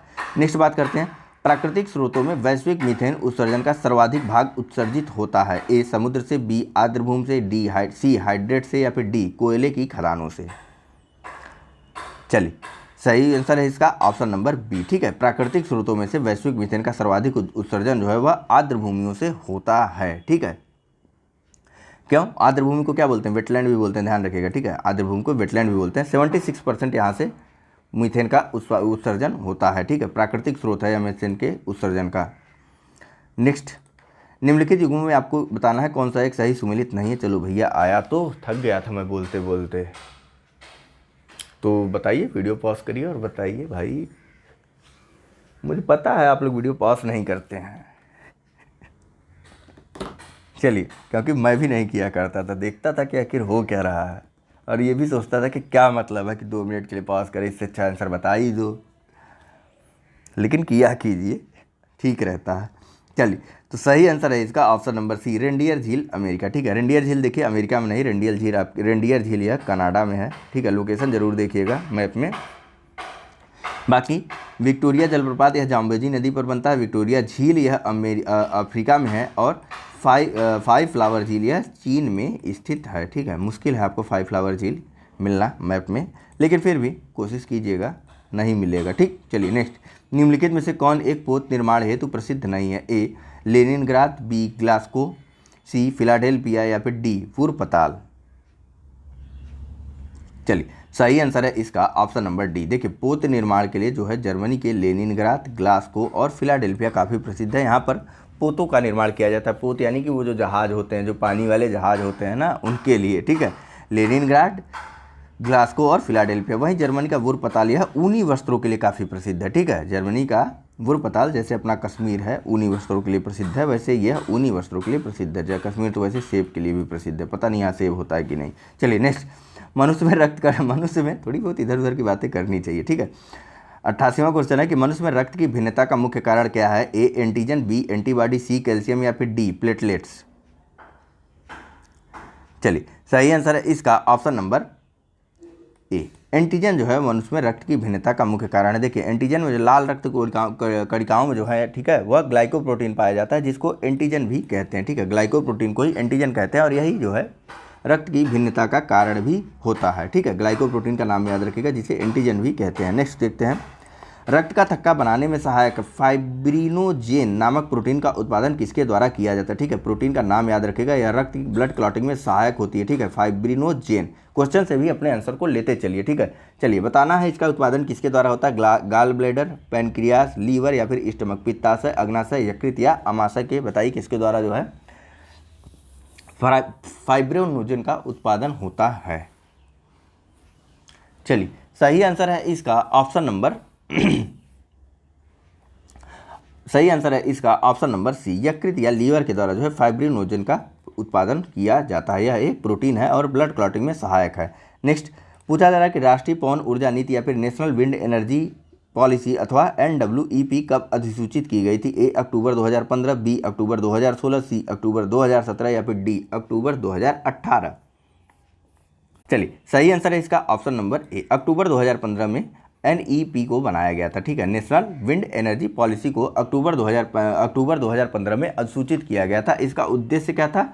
तो इसका उद्देश्य था, जैसे यह समुद्र है तो समुद्र में फ्लोटिंग एनर्जी स्टेशंस को स्थापित करना है, समुद्र में फ्लोटिंग विंड पावर को स्थापित करना है। यहाँ पर पंखे लगा दिए गए, खंभा लगाया, पंखा लगाया, और इनसे जो समुद्री हवाएं चली उनके माध्यम से नीचे टरबाइन लगा दिया, टरबाइन के माध्यम से बिजली बनाने का काम था।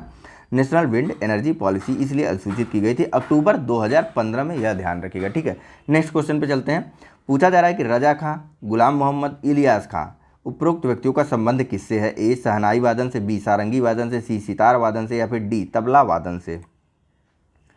चलिए, सही आंसर है इसका ऑप्शन नंबर सी, सितार वादन से संबंधित है। सभी लखनऊ घराने के हैं। रजा खां, गुलाम मोहम्मद और इलियास खां सभी लखनऊ घराने से संबंधित है, और सितार वादन से इनका संबंध है। नेक्स्ट, केंद्रीय उच्च तिब्बती संस्थान, ठीक है, यहाँ देखिए central institute for higher Tibetan studies यहाँ पर नहीं लिखा गया, ठीक है। तो ध्यान रखिए, इंग्लिश वाले पोर्शन को भी पढ़ा करिए जब आप क्वेश्चन को पढ़ने में कंफ्यूज हो, ठीक है।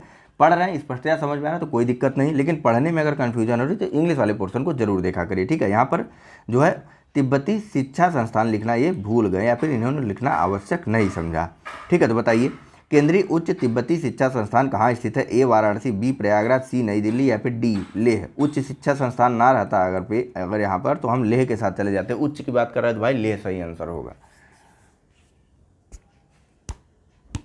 चलिए, सही आंसर है इसका ऑप्शन नंबर, बताइए, ऑप्शन नंबर ए वाराणसी में है केंद्रीय तिब्बती उच्च शिक्षा संस्थान। ठीक है, चलिए नेक्स्ट क्वेश्चन देखते हैं। Central institute of higher Tibetan studies जो है वह वाराणसी में स्थित है। नेक्स्ट पूछा जा रहा है कि उत्तर प्रदेश में शिशु लिंगानुपात के मामले में निम्नतम स्थान रखता है ए मेरठ, बी बलरामपुर, सी श्रावस्ती या डी बागपत। चलिए सही आंसर है इसका ऑप्शन नंबर डी बागपत जो है शिशु लिंगानुपात के मामले में जो है उत्तर प्रदेश में निम्नतम स्थान रखता है। वहीं उच्चतम स्थान है शिशु लिंगानुपात के मामले में किसका, बलरामपुर का। ठीक है, और अगर कुल लिंगानुपात की बात करें तो उत्तर प्रदेश में शिशु लिंगानुपात है प्रति 1000 पर 902। ठीक है, वैसे ऐसे लिखते हैं 902 इधर लिखते हैं, गर्ल्स फर्स्ट उसके बाद पुरुष। ठीक, 1000 902 महिला शिशुओं पर जो है 1000 पुरुष शिशु हैं उत्तर प्रदेश में। ठीक है, यहाँ का लिंगानुपात है और उत्तर प्रदेश में भी न्यूनतम लिंगानुपात है बागपत का और सर्वाधिक शिशु लिंगानुपात है बलरामपुर का। दोनों को याद रखिएगा। नेक्स्ट बात कर लेते हैं। भारत कला भवन संग्रहालय वाराणसी में स्थित है। यह जिसके विकास में मुख्य भूमिका निभाता है वह है ए चित्रकला, बी मूर्तिकला, सी हस्तशिल्प या डी इनमें से कोई नहीं। चलिए तो सही आंसर है इसका ऑप्शन नंबर ए। ठीक है, भारत कला भवन संग्रहालय जो वाराणसी में स्थित है इसका मुख्य कार्य चित्रकला के विकास में मुख्य भूमिका निभाना है। नेक्स्ट बात करते हैं। पूछा जा रहा है कि निम्न पर विचार कीजिए। मिर्जापुर, भदोही, सोनभद्र और जौनपुर आपको बताना है कि उपरोक्त में से कौन प्रयागराज के साथ सीमा साझा नहीं करते। तो यह प्रश्न आएगा भी नहीं। ठीक है, डायरेक्ट मैं आपको आंसर बता दे रहा हूँ। इसका सही आंसर है ऑप्शन नंबर, देखिए सोनभद्र जो है वह प्रयागराज के साथ सीमा साझा नहीं करता है। 1 2 4 देखिए कहाँ पर है, 1 2 4 ऑप्शन नंबर सी सही हो जाएगा। ठीक है, नेक्स्ट देखते हैं। हीलियोफोबस ऐसे पौधे को कहा जाता है जो होते हैं ए छायाप्रिय, बी प्रकाशप्रिय, सी सूखाप्रिय या फिर डी इनमें से कोई नहीं। चलिए सही आंसर है इसका ऑप्शन नंबर ए। ठीक है, जो पौधे छाया प्रिय होते हैं या फिर शेड लविंग होते हैं उनको हीलियोफोबस कहा जाता है। नेक्स्ट बात करते हैं, जैसे रात रानी का पेड़ हो गया। नेक्स्ट, निम्नलिखित में से कौन से कीटभक्षी पौधों के उदाहरण हैं। पहला ड्रोसेरा, दूसरा यूट्रिकुलेरिया, तीसरा नेपेंथिस। चलिए सही आंसर है इसका ऑप्शन नंबर डी, सभी के सभी जो है वह कीटभक्षी पौधों के उदाहरण हैं। ठीक है, नेक्स्ट देखते हैं। पूछा जा रहा है कि निम्न कथनों पर विचार आपको करना है। पूछ रहे हैं पहला कथन में कि पुनर्जन्म का सिद्धांत सर्वप्रथम शतपथ ब्राह्मण में दिखाई देता है और दूसरा कथन है कि याज्ञवल्क्य गार्गी संवाद का उल्लेख बृहदारण्यक कोश में मिलता है। आपको सत्य कथन चुनना है। ऑप्शन है ए केवल 1, बी केवल 2, सी 1 और 2 दोनों या डी न तो 1 न तो 2। ऑप्शन पता नहीं क्यों नहीं पढ़ रहा हूँ मैं। चलिए सही आंसर है इसका ऑप्शन नंबर सी, 2 के दोनों ही कथन सही हैं। ठीक है, पुनर्जन्म के सिद्धांत की सर्वप्रथम व्याख्या शतपथ ब्राह्मण में की गई थी और याज्ञवल्क्य गार्गी संवाद का उल्लेख बृहदारण्यक कोश में है। ठीक है, इसके लिए आप प्लेलिस्ट में जा करके एक वेद वाला अलग से पूरा डिस्कशन किया गया, उसको जरूर देख लीजिए अपने किसी भी एग्जाम के पहले। ठीक है, एग्जाम के ठीक पहले देखा करिए, वैसे भूल जाता होगा। नेक्स्ट, शब्द संक्षेप। फिक्की में अंतिम आई किसे निरूपित करता है। ए इंडिया, बी इंडस्ट्री, सी इंटरनेशनल या फिर डी इंडियन। चलिए जाहिर सी बात है गेस मार्क ही आपका काम करेगा यहाँ पर, तो जान लीजिए इंडिया, यह जो है अंतिम शब्द यह है इंडस्ट्री को निरूपित करता है। ठीक है, फिक्की का पूरा नाम है federation of Indian chambers of commerce and industry. ठीक है, जिसमें लास्ट आई जो है वह इंडस्ट्री को निरूपित करता है। पहला आई इंडिया को, पहला एफ जो है वह फिक्की को, पहला सी चैम्बर्स को और दूसरा सी जो है वह कॉमर्स को निरूपित करता है। इसकी स्थापना कब हुई थी। इसकी स्थापना हुई थी वर्ष 1927 में फिक्की की स्थापना हुई थी और हाल ही में जो है अपोलो ग्रुप की संगीता रेड्डी को इसका प्रेसिडेंट नियुक्त किया गया। ठीक है, अपोलो ग्रुप की संगीता रेड्डी को फिक्की का प्रेसिडेंट नियुक्त किया गया है। इंपॉर्टेंट यह फैक्ट जानना है, न फिक्की के आई को। नेक्स्ट, अमृता देवी पुरस्कार प्रदान किया जाता है। ए वन एवं वन्यजीवों के संरक्षण हेतु, बी पत्रकारिता के क्षेत्र में, सी वैज्ञानिक अनुसंधान के क्षेत्र में या फिर डी जल संरक्षण हेतु। चलिए सही आंसर है इसका ऑप्शन नंबर ए। ठीक है, पूरा नाम है इसका अमृता देवी बिश्नोई पुरस्कार। ठीक है, अमृता देवी बिश्नोई पुरस्कार गवर्नमेंट ऑफ इंडिया के द्वारा दिया जाता है वन एवं वन्यजीवों के संरक्षण हेतु। चलिए नेक्स्ट क्वेश्चन देखते हैं। यहाँ पूछा जा रहा है कि भारत में पेटेंट अधिनियम सर्वप्रथम कब पारित हुआ था। ठीक है, भारत में पेटेंट एक्ट सर्वप्रथम कब पारित किया गया था। ए 1970 में, बी 1972 में, सी 1982 में या फिर डी 1980 में। चलिए सही आंसर है इसका ऑप्शन नंबर ए। भारत में पेटेंट एक्ट सबसे पहले आया था वर्ष 1970 में। पेटेंट होता क्या है, तो देखिए पेटेंट ऐसा एक कानूनी अधिकार है जिसके मिलने के बाद अगर आप कोई जो है प्रोडक्ट बनाते हैं या फिर कोई सॉफ्टवेयर बनाते हैं, कुछ भी ऐसी चीज़ बनाते हैं जिसका आपके पास पेटेंट हासिल है, तो कोई दूसरा व्यक्ति उस चीज़ को उसी प्रकार से नहीं बना सकता, ठीक है, जिस प्रकार से उसका निर्माण आपने किया, मतलब वह टेक्नोलॉजी वह यूज नहीं कर सकता है, ठीक।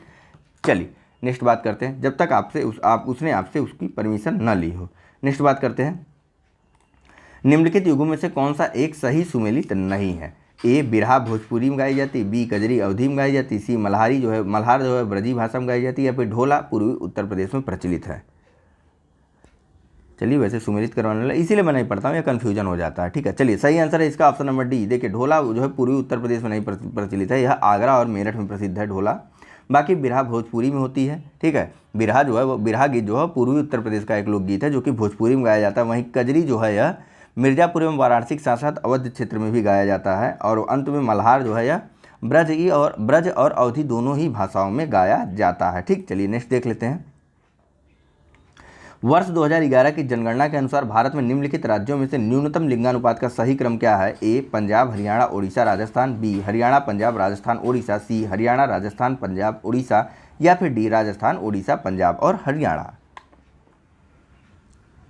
चलिए सही आंसर है इसका ऑप्शन नंबर, बताइए कौन सा? Option number B. कई बार यह प्रश्न डायरेक्ट आया है। देखिए हरियाणा में लिंगानुपात है 879 का, ठीक है, 879 का लिंगानुपात है हरियाणा में, यानी कि सबसे कम है। उसके बाद पंजाब का स्थान आता है, यहाँ पर लिंगानुपात है 895 का, ठीक है, 889 हरियाणा में, 895 पंजाब में। और उसके बाद स्थान आता है राजस्थान का, यहाँ पर लिंगानुपात है आपका 928, ठीक है, 928 लिंगानुपात है राजस्थान का। और सबसे अंत में आता है उड़ीसा, और यहाँ पर लिंगानुपात है आपका 989 यानी कि 979, ठीक है, सब प्रति 1000 में है, ठीक है, सब प्रति 1000 में। फिर से बता दूं तो सबसे कम लिंगानुपात हरियाणा का है, उसके बाद पंजाब, फिर राजस्थान और फिर उड़ीसा का स्थान आता है। नेक्स्ट देखते हैं, थैलीसीमिया एक आनुवांशिक रोग है, इसमें शरीर का कौन सा भाग प्रभावित होता है? ऑप्शन है आपके पास ए फेफड़ा, बी गुर्दा, सी रक्त, या फिर डी हृदय। चलिए सही आंसर है इसका ऑप्शन नंबर सी। थैलीसीमिया जो है एक आनुवांशिक रोग है जो कि रक्त से संबंधित है, या फिर रक्त इससे काफ़ी ज़्यादा प्रभावित होता है, ठीक है। देखिए थैलीसीमिया जो है थैलीसीमिया से पीड़ित व्यक्ति के खून में ऑक्सीजन वाहक प्रोटीन जो है सामान्य मात्रा से कम हो जाता है, और इसी कारण जो है रेड ब्लड सेल्स नहीं बन पाते, या फिर लाल रक्त कण बन नहीं पाते हैं, ठीक। चलिए नेक्स्ट, निम्नलिखित कूटों पर आपको विचार करके सही कूट का आंसर देना है। कथन और कारण के रूप में यह प्रश्न दिया हुआ। तो चलिए सबसे पहले मैं कथन को पढ़ता हूं। तो कथन ए है कि भारत में सबसे अधिक खनिज युक्त सेल समूह है धारवाड़ तंत्र, और कारण आर है कि इसमें सोना, मैग्नीज, अभ्रक इत्यादि धात्विक खनिज पाए जाते हैं। ऑप्शन आपके पास ए और आर दोनों सही तथा आर कथन ए की सही व्याख्या करता है। ऑप्शन बी है कि ए तथा आर दोनों सत्य तथा आर कथन ए की सही व्याख्या नहीं करता है। और ऑप्शन डी है कि ए सही परंतु आर गलत है, और ऑप्शन डी है कि ए गलत परंतु आर सही है। चलिए सही आंसर है इसका ऑप्शन नंबर ए और आर दोनों सही तथा आर ए की सही व्याख्या करता है। देखिए धारवाड़ क्रम जो है ना वो खनिज सेल की सबसे जो है समृद्ध चट्टानें हैं, ठीक है। धारवाड़ तंत्र में खनिज जो है सर्वाधिक मात्रा में पाए जाते हैं, मतलब अच्छी मात्रा में पाए जाते हैं, और सबसे महत्वपूर्ण तंत्र भी है यह भारत के सेल समूहों के, ठीक है। यह अब सबसे पहले जो है तलछटी चट्टानें हैं, और अपर्दन और अपक्षय के द्वारा इनका निर्माण हुआ, यह चीज़ें जानते रहे। इनका विस्तार जो है कर्नाटक, राजस्थान, मध्य प्रदेश, असम और कश्मीर इत्यादि राज्यों में है, ठीक। धारवाड़ क्रम की चट्टानें जो है कर्नाटक, राजस्थान, मध्य प्रदेश और असम और कश्मीर इत्यादि राज्यों में है, और इनमें लोहा, सोना, कोबाल्ट, क्रोमियम आदि जो है खनिजों की अच्छी मात्रा में उपलब्धि है। चलिए नेक्स्ट क्वेश्चन देखते हैं। पूछा जा रहा है कि निम्नलिखित कथनों पर आपको विचार करना है। पहला कथन है कि भूकंप का सर्वप्रथम जहां उद्भव होता है उसे भूकंप मूल या फोकस कहते हैं, ठीक है। दूसरा कथन है कि जहां भूकंपी तरंगों को सर्वप्रथम रिकॉर्ड किया जाता है उसे अधिकेंद्रीय ईपी सेंटर कहते हैं। देखिए भूकंप मूल नहीं पढ़ा था ना, हम लोग को फोकस ही पढ़ाया गया था हमेशा, तो ध्यान रखिए इंग्लिश वाले शब्द को जरूर देखा करिए, जहां भी जरा सा भी कंफ्यूजन लगे तुरंत इंग्लिश वाले पार्ट को पकड़ लीजिए, ठीक है। आपको असत्य कथन चुनना है। ऑप्शन है ए केवल एक, ऑप्शन बी है केवल दो, ऑप्शन सी है एक और दो दोनों, और ऑप्शन डी है न तो एक न ही दो। चलिए सही आंसर है इसका ऑप्शन नंबर डी। दो के दोनों ही कथन असत्य नहीं है, यानी कि दोनों ही कथन सही हैं। जहां भूकंप का उद्भव होता है उसे भूकंप मूल या फिर फोकस कहते हैं, और भूकंपी तरंगे जहां पर सर्वप्रथम रिकॉर्ड की जाती हैं उसे जो है भूकंप का ईपी सेंटर या अधिकेंद्र बोला जाता है, ठीक है। भूकंप जो है देखिए होता क्या है, तो भूकंप जो है वह स्थल मंडल या लिथोस्फीयर में ऊर्जा को अचानक मुक्त हो जाने के कारण उत्पन्न होता है। चलिए नेक्स्ट देखते हैं। पूछा जा रहा है कि वर्ष 2011 की जनगणना के अनुसार उत्तर पूर्व के निम्नलिखित राज्यों में से किस एक में सर्वाधिक साक्षरता दर है? ए त्रिपुरा, बी असम, सी अरुणाचल प्रदेश, या डी मिजोरम। चलिए सही आंसर है इसका ऑप्शन नंबर डी। देखिए जनगणना 2011 में उत्तर पूर्व के राज्यों की अगर बात करें तो मिजोरम की साक्षरता दर रही थी 91.3। अगर टोटल बात करें तो टोटल तो सबसे अधिक केरल में 94 यहाँ पर, लेकिन उत्तर पूर्व के बारे में पूछा जा रहा है तो उत्तर पूर्व में मिजोरम की सर्वाधिक थी। उत्तर मिजोरम में साक्षरता दर थी 91.3। मिजोरम के बाद स्थान आता है त्रिपुरा का, जहाँ की साक्षरता दर थी 87.3% की, और उसके बाद स्थान आता है असम का और यहाँ की साक्षरता दर थी 72.2% की, और सबसे अंत में स्थान आता है अरुणाचल प्रदेश का। आपको पहले भी पता है अरुणाचल प्रदेश न्यूनतम साक्षरता दर के मामले में दूसरे स्थान पर है, ठीक है। पहले स्थान पर बिहार और दूसरे पर अरुणाचल प्रदेश, पहले भी हमने डिस्कस किया था। तो साक्षरता दर वहाँ पर कितनी बताई थी? 65.4%। चलिए नेक्स्ट देखते हैं। पूछा जा रहा है कि उत्तर प्रदेश के संबंध में निम्नलिखित कथनों में से कौन सा कथन सत्य है? पहला, कन्नौज को इत्र का शहर कहा जाता है। दूसरा, प्रदेश का सबसे पूर्वी जिला बलिया है। और तीसरा, प्रसिद्ध ठुमरी गायिका गिरिजा देवी का संबंध वाराणसी से है। कोड दिया हुआ है आपके पास। ऑप्शन ए में केवल एक, ऑप्शन बी 1 और 3, ऑप्शन डी 1, 2 और 3, और ऑप्शन डी इनमें से कोई नहीं। चलिए सही आंसर है इसका ऑप्शन नंबर सी, यानी कि 3 के तीनों ही कथन सही हैं। देखिए कन्नौज को इत्र का शहर कहा जाता है क्योंकि यहाँ पर इत्र का उत्पादन सर्वाधिक होता है, और भारत का उत्तर प्रदेश का सबसे पूर्वी जिला बलिया है, और साथ ही साथ जो है प्रसिद्ध जो ठुमरी गायिका है इनका जन्म वाराणसी में हुआ था, ठीक है। और 2017 में इनका देहांत भी हो गया था, यह ध्यान रखिएगा। 2017 में गिरिजा देवी का देहांत हो गया था, जन्म इनका बनारस में ही हुआ था। यह एक ठुमरी गायिका थी। नेक्स्ट बात करते हैं, बाबर के शासनकाल में शाहरुख क्या था? एक, अभी तो हीरो है शाहरुख, ठीक। बाबर के शासनकाल में शाहरुख क्या था? ऑप्शन ए है चांदी का सिक्का, बी विद्वानों को प्रदत्त भूमि, सी एक विशेष प्रकार का कर, या फिर डी बाबर का प्रिय घोड़ा। चलिए भैया, तो घोड़ा गधा खच्चर नहीं था शाहरुख। उस समय था शाहरुख जो है बाबर के शासनकाल में चांदी के सिक्के को शाहरुख कहा जाता था, ठीक है। बाबर द्वारा जो है जो चांदी का सिक्का काबुल में चलाया गया था उसको शाहरुख कहा गया था, और इसके द्वारा एक अन्य सिक्का चलाया गया था जिसको बाबरी कहा गया था, ठीक है। और यह सिक्का चलाया गया था कांधार क्षेत्र में, ठीक है। कांधार क्षेत्र में जो सिक्का चलाया बाबर ने उसको बाबर ने कहा बाबरी, और जो सिक्का उसके द्वारा काबुल के क्षेत्र में चलाया गया उसको उसके द्वारा कहा गया शाहरुख, ठीक है। दोनों सिक्के चांदी के ही थे, ठीक। चलिए बाबर के शासनकाल की बात करें तो बाबर का काल था 1526 से लेकर के 1530 तक का, काफ़ी कम समय का कार्यकाल था इसका, ठीक है। चलिए नेक्स्ट बात कर लेते हैं। निम्नलिखित घटनाओं में से कौन सी एक कालक्रम के अनुसार अंतिम स्थान पर आएगी? पहला, ए तराइन का द्वितीय युद्ध, बी अलाउद्दीन खिलजी का राज्यारोहण, सी जलालुद्दीन खिलजी की हत्या, या फिर डी मोहम्मद तुगलक का राजधानी हस्तांतरण। चलिए तो सही आंसर है इसका ऑप्शन नंबर डी। सबसे अंत में मोहम्मद तुगलक राजधानी को हस्तांतरित करता है। सबसे पहले होता है, इसमें जान लीजिए सभी क्रमों को, तो सबसे पहले तराइन का युद्ध होता है 1192 में, ठीक है। तराइन का युद्ध किसके किसके बीच हुआ था? द्वितीय युद्ध। तराइन का द्वितीय और प्रथम दोनों युद्ध जो है मोहम्मद गौरी और पृथ्वीराज चौहान के बीच हुआ था। पहले युद्ध में मोहम्मद गौरी हार गया था और भाग गया था, और दूसरे युद्ध में वह जीत गया था, ठीक। नेक्स्ट 1296 में अलाउद्दीन खिलजी की हत्या कर देता है, ठीक है। जलालुद्दीन खिलजी की हत्या, अलाउद्दीन खिलजी, एक सेकंड यहाँ पर है सी, ठीक है। जलालुद्दीन खिलजी की हत्या जो है वह अलाउद्दीन 1296 में कर देता है, ठीक है। उसके बाद जब 1296 में हत्या करने के बाद ही तो वह राजा बनेगा, तो अलाउद्दीन खिलजी 1296 में ही राजा बनता है, और इसका समय रहता है 1296 से लेकर के 1316 तक का, ठीक है। सबसे अंत में मोहम्मद बिन तुगलक, जिसका समय 1325 से लेकर के 1351 तक का है, इसने अपनी राजधानी जो है दिल्ली से स्थानांतरित करके दौलताबाद कर दी थी, ठीक है। दिल्ली से स्थानांतरित करके दौलताबाद को अपनी राजधानी बनाई गई थी मोहम्मद बिन तुगलक के द्वारा। 1325 से 1351 तक का शासनकाल है इसका, यह शासन का काल है। नेक्स्ट क्वेश्चन नंबर 111, भारतीय स्टॉक एक्सचेंज में निम्न में से कौन से सट्टेबाज हैं? ठीक है, पूछा जा रहा है बुकीज़ क्या क्या हैं। पहला लिमडक, बुकीज़ कौन कौन हैं? पहला लिमडक, दूसरा तेजड़िया, तीसरा मंदड़िया और चौथा स्टैक। कूट दिया हुआ ए 1 2 3, बी 2 3 4, सी 1 3 4 या डी उपरोक्त सभी। आया हुआ प्रश्न है पीसीएस में।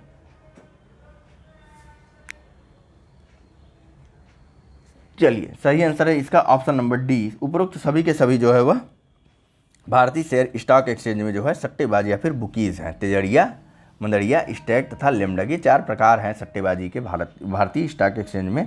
नेक्स्ट क्वेश्चन पूछ रहा है उत्तर प्रदेश में दीनदयाल हस्तकला संकुल अवस्थित है? ए आगरा में, बी वाराणसी में, सी कानपुर में या फिर डी लखनऊ में। चलिए सही आंसर है इसका ऑप्शन नंबर बी, वाराणसी में। देखिए वाराणसी में वर्ष 2014 नवंबर 2014 में जो है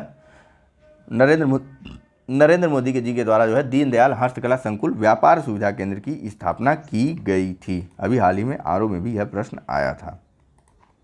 नेक्स्ट, निम्नलिखित कथनों पर विचार कीजिए तथा नीचे दिए गए कूट की सहायता से सही उत्तर का चयन कीजिए।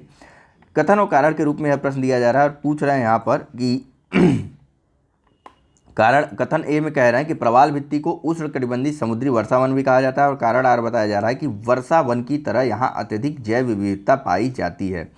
आपको बताना है ए और आर दोनों सही तथा आर ए की सही व्याख्या करता है। बी है कि ए तथा आर दोनों सही तथा आर ए की सही व्याख्या नहीं करता है। और ऑप्शन सी है कि ए सही परंतु आर गलत है और ऑप्शन डी है कि ए गलत परंतु आर सही है। चलिए ऑप्शन देखिए फिर से, कथन और कारण को देखिए। ठीक है, चलिए सही आंसर है इसका ऑप्शन नंबर ए और आर दोनों सही तथा आर ए की सही व्याख्या करता है। देखिए प्रवाल भित्ति को उष्णकटिबंधीय समुद्री वर्षावन कहते हैं इसलिए क्योंकि उष्णकटिबंधीय समुद्री उष्णकटिबंधीय वर्षावनों में सर्वाधिक जैव विविधता पाई जाती है। जैसे अमेजन के जंगलों को आप देखिए, ठीक है, वहाँ पर जैव विविधता सर्वाधिक मात्रा में रहती है। ठीक है, इसी कारण यही इसका कारण है और इसीलिए इसको उस प्रवाल भित्ति को, और प्रवाल भित्ति में भी काफ़ी ज़्यादा सर्वाधिक मात्रा में जैव विविधता होती है। ठीक है, इसी कारण प्रवाल भित्ति को उष्णकटिबंधीय वर्षावन भी कहा जाता है। नेक्स्ट क्वेश्चन देखिए, सुमेलित करवाने वाला है, परियोजना और नदियां हैं तो इनको आप सुमेलित करवाइए और नीचे दिए कूट से सही आंसर को चुनिए। कौन सा सही सुमेलित है यह बताना है आपको। चलिए तो सही आंसर है इसका ऑप्शन नंबर सी। 1 और 3 तो सही सुमेलित है, लेकिन सबरीगिरी परियोजना जो कि पेरियार नदी बताई जा रही है बिल्कुल गलत है। सबरीगिरी परियोजना जो है यह जो है केरल की जल विद्युत परियोजना है जो कि पंबा नदी पर है। ठीक है, बाकी अन्य सही सुमेलित है। काकरापार परियोजना यह गुजरात में तापी नदी पर स्थित है और पापनासम परियोजना यह जो है तमिलनाडु में ताम्रपर्णी नदी पर स्थित या फिर बनाई गई है। ठीक, चलिए नेक्स्ट बात कर लेते हैं। 2 सूचियाँ दी हुई हैं और सामने कोयले क्षेत्र के बारे, एक तरफ स्थान है और दूसरा कोयला क्षेत्र है। आपको इनको सुमेलित करवाना है और सही आंसर को टिक करना है और मुझे अपने गले को आराम देना है। चलिए तो अब तक आपने सही आंसर टिक कर लिया हुआ, तो इसका सही आंसर है ऑप्शन नंबर डी, यानी कि 4, 1, 2, 3। कर्णपुरा जो है यह दामोदर घाटी क्षेत्र में है। ठीक है, तातावनी जो है यह जो है सोन नदी क्षेत्र में है। ठीक है, सिंगरैनी जो है यह गोदावरी घाटी में है। ठीक है, और विश्रामपुर जो है यह सबसे अंत में महानदी घाटी पर पड़ता है। ठीक है, ये वाला चौथा नंबर 4, 1, 2, 3। ठीक है, कल वहाँ पर टिक लगने का मतलब वहीं नहीं देखना है, ये देखना है आपको। बोला ना मैंने, ऑप्शन नंबर डी सही है। कर्णपुरा दामोदर घाटी, तातापानी सोन घाटी और सिंगरैनी गोदावरी घाटी और सबसे अंत में महानदी जो है वह कहाँ पर था, विश्रामपुर। ठीक है, विश्रामपुर महानदी घाटी क्षेत्र में अवस्थित है। नेक्स्ट पूछा जा रहा है कि भारत में सीमांत जोत का आकार है ए 5 हेक्टेयर से अधिक, बी 2 हेक्टेयर या 2 हेक्टेयर से 4 हेक्टेयर के बीच, या फिर सी 1 हेक्टेयर से 2 हेक्टेयर, या फिर डी 1 हेक्टेयर से कम। चलिए सही आंसर है इसका ऑप्शन नंबर डी। भारत में जो सीमांत जोत का आकार है वह 1 हेक्टेयर से भी कम का है। ठीक है, चलिए नेक्स्ट बात कर लेते हैं। ब्रिक्स संघ किस वर्ष ब्रिक्स में परिवर्तित हुआ। सीधे सीधे यह पूछ लेता भैया कि साउथ अफ्रीका कब जो है ब्रिक्स में शामिल हुआ। ठीक है, चलिए तो ऑप्शन आपके पास है ए 2010, बी 2015, सी 2009 या फिर डी 2012। चलिए तो सही आंसर है इसका option number D, option number A. 2010 में जो है ब्रिक्स जो है वह ब्रिक्स से ब्रिक्स बन गया था। ठीक है, वास्तव में 2010 में न्यूयॉर्क में ब्रिक्स के विदेश मंत्रियों की बैठक हो रही थी। उसमें ब्रिक्स में शामिल थे ब्राज़ील, रूस, भारत और चीन, और उसी सम्मेलन में जो है दक्षिण अफ्रीका को भी शामिल करने का निर्णय लिया गया और इस प्रकार से ब्रिक्स का नाम बदल करके ब्रिक्स हो गया था। ठीक है, चलिए नेक्स्ट बात कर लेते हैं। पूछा जा रहा है कि वैश्वीकरण में क्या सम्मिलित नहीं है या फिर वैश्वीकरण में सम्मिलित नहीं है। ए आयात शुल्क में कटौती, सी आयात लाइसेंसिंग की समाप्ति, सी प्रत्यक्ष विदेशी निवेश का स्वतंत्र प्रवाह, या फिर डी सार्वजनिक क्षेत्र की इक्विटी का निवेश। चलिए सही आंसर है इसका ऑप्शन नंबर डी। सार्वजनिक क्षेत्र की इक्विटी का निवेश करने से किसी प्रकार की भी वैश्वीकरण की संभावना नहीं होती है, बल्कि आयात शुल्कों में अगर कटौती की जाए, आयात की लाइसेंसिंग की अगर समाप्ति की जाए और प्रत्यक्ष विदेशी निवेश के स्वतंत्र प्रवाह या स्वतंत्र आवागमन को अगर सुनिश्चित किया जाए तो अवश्य ही यह ग्लोबलाइजेशन को बढ़ाएगा। ठीक, बाकी सार्वजनिक क्षेत्र के इक्विटी का निवेश अगर प्रतिबंधों के साथ या फिर अगर विदेशी निवेश को जो है रोक दिया जाएगा तो फिर यह कैसे ग्लोबलाइजेशन को बढ़ाएगा। ठीक है, तो यह गलत है, बाकी सभी सही है। वैश्वीकरण में सार्वजनिक क्षेत्र की इक्विटी का निवेश शामिल नहीं है। नेक्स्ट पूछा जा रहा है ट्रिम्स का पूरा नाम आपको बताना है। ऑप्शन ए है trade related income measures, B trade related investment measures, C trade related innovative measures, या फिर D trade related incentive measures. चलिए ट्रिम्स का पूरा नाम है option number B, trade related investment measures. ठीक है, देखिए मेजर्स। ठीक है, देखिए ट्रिम्स होता क्या है या फिर ट्रेड रिलेटेड इन्वेस्टमेंट मेजर से हम क्या समझ सकते हैं। तो देखिए यह कुछ शर्तें या प्रतिबंध होते हैं जो कोई देश जो है अपने देश में विदेशी विनियोग यानी कि इन्वेस्टमेंट, विदेशी इन्वेस्टमेंट के संबंध में लगाता है कि आप इन कंडीशनों या फिर इन प्रतिबंधों के साथ हमारे यहाँ निवेश कर सकते हैं। इसी को बोलते हैं TRIMS, trade related investment measures. ठीक है, चलिए नेक्स्ट अगर आप सही से इसका नाम समझेंगे तो पढ़ेंगे तो आपको अच्छे से समझ में भी आ जाएगा ट्रिम्स क्या है। नेक्स्ट देखते हैं, निम्न समुच्चयों में से कौन सी गैसें ग्रीन हाउस प्रभाव के लिए अत्यधिक महत्वपूर्ण है? A carbon dioxide, methane, chlorine, nitric oxide. B nitric oxide, methane, ethane, chlorofluorocarbon. C carbon dioxide, methane, nitrous oxide या फिर जलवाष्प। और D carbon monoxide, sulphur dioxide, methane और जलवाष्प। चलिए सही आंसर है इसका ऑप्शन नंबर सी। ठीक है, देखिए carbon dioxide, methane, nitrous oxide और जलवाष्प यह जो है ग्रीन हाउस गैसों का महत्वपूर्ण समुच्चय या फिर ग्रुप बना हुआ है। ठीक है, चलिए नेक्स्ट बात कर लेते हैं। पूछा जा रहा है कि मानव विकास सूचकांक निम्नलिखित में से किसका संयुक्त सूचकांक है? ठीक है, कंबाइंड इंडेक्स किसका है? मानव विकास सूचकांक या फिर ह्यूमन डेवलपमेंट इंडेक्स, जिसे हम SDI भी बोलते हैं। ठीक है, आपको बताना है किन आधारों पर इसको निर्मित किया जाता है। ए पोषण संबंधी स्थिति, जीवन की गुणवत्ता एवं प्रति व्यक्ति GDP के आधार पर। बी निर्धनता, जीवन प्रत्याशा एवं शैक्षणिक उपलब्धि के आधार पर। सी जीवन प्रत्याशा या लाइफ एक्सपेक्टेंसी और शैक्षणिक उपलब्धि या फिर एकेडमिक अचीवमेंट और एवं प्रति व्यक्ति आय या फिर पर कैपिटा इनकम। और डी मुद्रास्फीति या इन्फ्लेशन, बेरोजगारी या फिर अनएम्प्लॉयमेंट। और अंत में एवं प्रति व्यक्ति GDP या फिर पर कैपिटा GDP। बताइए किन आधारों पर जो है SDI का निर्माण किया जाता है? चलिए सही आंसर है इसका ऑप्शन नंबर सी, जीवन प्रत्याशा, शैक्षणिक उपलब्धि एवं प्रति व्यक्ति के बेस मान करके मानव विकास सूचकांक या फिर SDI को जो है तैयार किया जाता है। ठीक, चलिए नेक्स्ट देख लेते हैं। पूछा जा रहा है कि कौन सा कथन नाभिकीय विखंडन, ठीक है, न्यूक्लियर फिजन से संबंधित नहीं है? ए न्यूट्रॉन प्रेरित नाभिकीय अभिक्रिया। बी तारों में ऊर्जा उत्पन्न करना। सी नाभिकीय रिएक्टर में ऊर्जा का स्रोत जो बिजली उत्पन्न करता है। या फिर डी एक परमाणु बम में बहुत अधिक ऊर्जा का उत्पन्न होना। बताइए कौन सा नाभिकीय विखंडन का उदाहरण नहीं है? चलिए सही आंसर है इसका ऑप्शन नंबर बी, तारों में या फिर ग्रहों पर जो ऊर्जा उत्पन्न होती है नाभिकीय फिजन का नहीं, न्यूक्लियर फिजन क्या कहते हैं, ये न्यूक्लियर फिजन का उदाहरण नहीं, वह न्यूक्लियर फ्यूजन का उदाहरण है। ठीक है, नाभिकीय विखंडन का नहीं, नाभिकीय संलयन का उदाहरण है तारों में अत्यधिक ऊर्जा का उत्पन्न होना। बाकी अन्य सभी जो है यह नाभिकीय विखंडन के उदाहरण हैं। ठीक है, चलिए नेक्स्ट देखते हैं। पूछा जा रहा है कि हाइड्रोजन बम भी वह जो है न्यूक्लियर फिजन का नहीं, न्यूक्लियर फ्यूजन का उदाहरण है हाइड्रोजन बम भी। ठीक है, सूर्य, तारे और हाइड्रोजन बम जो ऊर्जा उत्पन्न करते हैं वह नाभिकीय संलयन पर आधारित है, और जबकि अन्य सभी कथन जो है वह नाभिकीय विखंडन पर आधारित है। नेक्स्ट देख लेते हैं, निम्नलिखित में से एक को टाइफाइड नाशी के रूप में जाना जाता है? ए एस्पिरिन, बी क्वानिन, सी क्लोरोमाइसेटिन या फिर डी क्रिस्टल बायलेट। चलिए सही आंसर है इसका ऑप्शन नंबर सी, क्लोरोमाइसेटिन को जो है टाइफाइड नाशी के रूप में जाना जाता है। क्विनिन का उपयोग मलेरिया रोधी दवा के लिए किया जाता है, और एस्पिरिन जो है यह एक दर्द निवारक दवा है।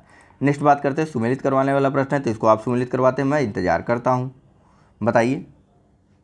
चलिए सही आंसर है इसका ऑप्शन नंबर डी, तीनों ही कथन सही है। बट्टू कम्मा एक फूलों का उत्सव है जो कि तेलंगाना में मनाया जाता है बसंत के समय में। बिमकुट जो है यह मिजोरम में मनाया जाता है, यह फसल कटाई के समय मनाया जाता है। बिहू जो है यह असम का त्यौहार है, यह भी फसल कटाई के समय मनाया जाता है। चलिए नेक्स्ट बात कर लेते हैं। पूछा जा रहा है कि राष्ट्रपति पर महाभियोग संबंधी प्रस्ताव की सूचना पर कम से कम कितने सदस्यों के हस्ताक्षर होने चाहिए? ए 1/3 सदस्यों का, बी 1/4 सदस्यों का, सी आधे सदस्यों का या फिर डी इनमें से कोई नहीं।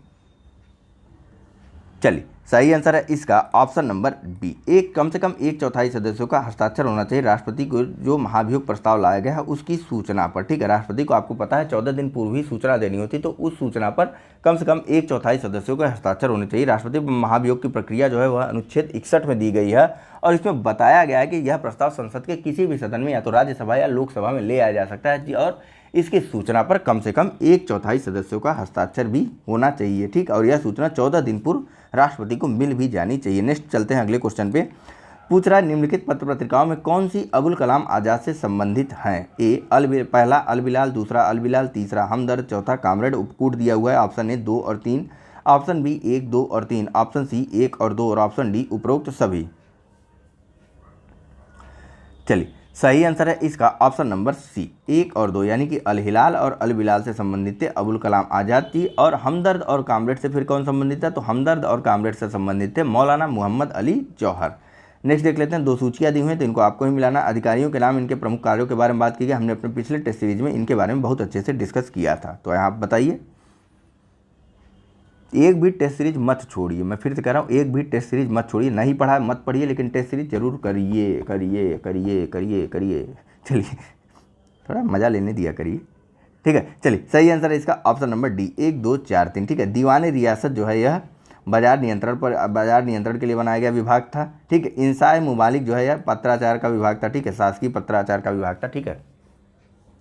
नेक्स्ट, मुहतसिब क्या था? तो मुहतसिब जो है यह लोक आचरण का अधिकारी हुआ करता था। और अमीर ए बहर, बहर से आप याद रखें, बहारें सिर्फ नदियों पर आती हैं, तो नदी जो है जलमार्गों से संबंधित है। अमीर ए बहर यह जलमार्गों पर नियंत्रण करने का विभाग या फिर अधिकारी था, ठीक है। नेक्स्ट देखते हैं, भारतीय संविधान की चौथी अनुसूची के संबंध में निम्नलिखित में से कौन सा कथन सत्य है? ए, संघ सूची एवं राज्य के मध्य शक्तियों का वितरण जो है इसमें सूचीबद्ध है। बी, जनजाति क्षेत्रों का प्रशासन इसमें है। सी, सूचीबद्ध भाषाएं हैं। या फिर डी, राज्यों में राज्यसभा में स्थानों का आवंटन है।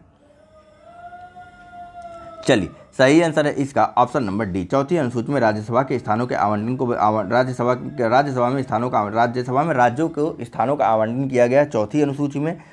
8वीं अनुसूची में भाषाओं से संबंधित है। जनजातीय क्षेत्रों के प्रशासन से संबंधित 5वीं और 6वीं अनुसूची है। और संघ एवं राज्यों के मध्य शक्तियों के विभाजन से 7वीं अनुसूची संबंधित है। याद रखिए, बहुत ही नॉर्मल सी चीज़ें हैं, ठीक है। नेक्स्ट देखते हैं, राज्य विधान परिषद के संबंध में निम्न कथनों में से कौन सा कथन सत्य है? पहला है कि यह एक स्थायी सदन है जो कभी भंग नहीं होता। दूसरा है इसके सदस्यों का कार्यकाल 6 वर्ष तक का होता है। और तीसरा कथन है कि इसके 1/3 सदस्यों को राज्यपाल द्वारा नामित किया जाता है। कूट दिया हुआ है, ऑप्शन ए 1 और 2 दोनों सही है, ऑप्शन बी केवल 2 और 3 सही है, ऑप्शन सी 1 और 3 सही है, और ऑप्शन डी उपरोक्त सभी। चलिए तो सही आंसर है इसका ऑप्शन नंबर ए, केवल कथन 1 और 2 सही है। देखिए, राज्यसभा एक स्थायी सदन है और यह कभी भी भंग नहीं होती है। राज्य विधान परिषद एक स्थायी सदन है और यह कभी भी भंग नहीं होती। इसके सदस्यों का कार्यकाल 6 वर्ष का होता है, यह भी बिल्कुल सही है। इसके कितने सदस्य प्रत्येक 2 वर्ष पर रिटायर हो जाते हैं, आप बताइए, ठीक है। बाकी इसके राज्यपाल द्वारा जो है इसके 1/3 सदस्यों का नहीं, इसके 1/6 सदस्यों को राज्यपाल द्वारा नामित किया जाता है, ठीक। नेक्स्ट देखते हैं, वह दर जिस पर आरबीआई द्वारा अपने ग्राहकों को दीर्घावधि ऋण दिया जाता है कहलाती है। आरबीआई के ग्राहक कौन है? आरबीआई के ग्राहक होते हैं बैंक। तो बताइए, बैंकों को आरबीआई द्वारा दीर्घावधि ऋण किस दर पर दी जाती है? जिस दर पर दी जाती है वह क्या कहलाती है? ए, रेपो दर, बी, बैंक दर, सी, सामूहिक तरलता अनुपात, या फिर SLR, ठीक है, स्टैच्यूटरी लिक्विडिटी रेशियो, अथवा बेस दर। चलिए सही आंसर है इसका ऑप्शन नंबर बी, आरबीआई द्वारा बैंकों को जो है वह बेस दर पर ऋण दिया जाता, दीर्घावधि का ऋण दिया जाता है बैंक रेट पर, ठीक है। चलिए नेक्स्ट, उत्तकों का अध्ययन निम्न में से किसके अंतर्गत किया जाता है? ए, पैथोलॉजी, बी, हिस्टोलॉजी, सी, फार्माकोलॉजी, या फिर डी, पोमोलॉजी। चलिए, उत्तकों या टिश्यूज का अध्ययन किया जाता है हिस्टोलॉजी के अंतर्गत, ठीक है। चलिए नेक्स्ट क्वेश्चन देखते हैं, यहाँ पूछा जा रहा है कि निम्नलिखित में से कौन से देश भौगोलिक रूप से, शब्द ध्यान दीजिएगा, भौगोलिक रूप से स्कैंडिनेवियन देशों के समूह में सम्मिलित हैं, ठीक है। पहला डेनमार्क, दूसरा फिनलैंड, तीसरा नॉर्वे, चौथा स्वीडन। कोड दिया हुआ है, ऑप्शन ए है 1 2 3, ऑप्शन बी है 1 3 और 4, ऑप्शन सी है 2 3 और 4, और ऑप्शन डी है उपरोक्त सभी। चलिए तो सही आंसर है इसका ऑप्शन नंबर सी, 2 3 और 4। देखिए, फिनलैंड, नॉर्वे और स्वीडन कहाँ पर है? तो जब आप ग्रेट ब्रिटेन को देखेंगे, ग्रेट ब्रिटेन के थोड़ा सा और आप पश्चिम में देखेंगे तो आपको ये सारे देश दिखना शुरू हो जाएंगे, ठीक है। बीच में एक सागर पड़ता है, इस सागर का नाम आप लोग चेक करिए और बताइए, ठीक है। तो देखिए, फिनलैंड, स्वीडन और नॉर्वे को जो है सही भौगोलिक रूप से बोला जाता है स्कैंडिनेवियन कंट्री। वहीं डेनमार्क, अगर सांस्कृतिक रूप से बोलने की बात करें तो उनमें जो है डेनमार्क भी शामिल रहता है, ठीक है। सांस्कृतिक रूप से ये चारों कंट्री जो है बोले जाते हैं स्कैंडिनेवियन कंट्री, और भौगोलिक रूप से केवल फिनलैंड, स्वीडन और नॉर्वे को बोला जाता है स्कैंडिनेवियन कंट्री। थोड़ा कंफ्यूजिंग है लेकिन याद रखिए, याद हो जाएगा, आसान है। नेक्स्ट, सतत विकास का संबंध है ए, हम्बल्ट रिपोर्ट से, सी, बर्टलैंड रिपोर्ट से, या फिर सी, ब्रुंज रिपोर्ट से, अथवा डी, टेलर रिपोर्ट से। चलिए सही आंसर है इसका ऑप्शन नंबर बी, बर्टलैंड रिपोर्ट से संबंधित है सतत विकास, ठीक है। इसका प्रकाशन किया गया था वर्ष 1987 में, ठीक है। चलिए नेक्स्ट देख लेते हैं, पूछा जा रहा है कि उत्तर प्रदेश से निकलने वाला पहला हिंदी पत्र कौन था जिसे राजा शिव प्रसाद सितारे हिंद ने शुरू किया था? ए, उद्दंड मार्तंड, सी, स्वतंत्र भारत, सी, बुद्धि प्रकाश, या फिर डी, बनारस अखबार। चलिए सही आंसर है इसका ऑप्शन नंबर डी, बनारस अखबार जो है यह उत्तर प्रदेश से निकलने वाला पहला हिंदी पत्र था जिसकी शुरुआत की गई थी राजा शिव प्रसाद सितारे हिंद के द्वारा। नेक्स्ट बात कर लेते हैं, institute of technology for handicap जो कानपुर में स्थित है का नामकरण किस एक महापुरुष के नाम पर किया गया? ए, बीरबल साहनी, बी, भीमराव अंबेडकर, सी, जवाहरलाल नेहरू, या फिर डी, सरोजिनी नायडू। चलिए सही आंसर है इसका ऑप्शन नंबर बी। ठीक है, institute of technology for handicap जो कि कानपुर में है, उसका नामकरण अब doctor Bhimrao Ambedkar institute of technology for handicap रख दिया गया है। नेक्स्ट बात कर लेते हैं। पूछा जा रहा है कि सोमा राय बर्मन के संदर्भ में सत्य कथन चुनिए। ये हाल ही में भारत की 24वीं कैग नियुक्त की गई थी। दूसरा, ये देश की 5वीं महिला कैग है। कोड दिया हुआ है, ऑप्शन ए केवल 1, ऑप्शन बी केवल 2, ऑप्शन सी 1 और 2 दोनों, ऑप्शन सी न तो 1 न तो 2, ऑप्शन डी। चलिए तो सही आंसर है इसका ऑप्शन ए। देखिए सोमा राय बर्मन को जो है हाल ही में 24वां कैग या फिर सीएजी या फिर भारत का नियंत्रक एवं महालेखा परीक्षक नियुक्त किया गया और यह भारत की 5वीं, यह देश की 5वीं महिला कैग नहीं है, यह देश की 7वीं महिला कैग बनेंगी। याद रखिएगा स्टेटमेंट। नेक्स्ट, एफएसएसआई द्वारा हाल ही में किस रेलवे स्टेशन को देश का प्रथम ईट राइट स्टेशन प्रमाणित किया गया है? ए रांची, बी ग्वालियर, सी मुंबई सेंट्रल या फिर डी पटना। चलिए एफएसएसआई द्वारा जो है हाल ही में मुंबई सेंट्रल स्टेशन को ईट राइट स्टेशन का प्रमाण पत्र दिया गया है। ठीक है, चलिए नेक्स्ट बात कर लेते हैं। हाल ही में जारी ग्लोबल क्लाइमेट रिस्क इंडेक्स 2019 के अनुसार भारत जलवायु परिवर्तन से प्रभावित देशों की सूची में कौन से स्थान पर आता है? इसके बारे में बहुत अच्छे से बात की गई है। ए दूसरे, बी तीसरे, सी चौथे या फिर डी पाँचवें।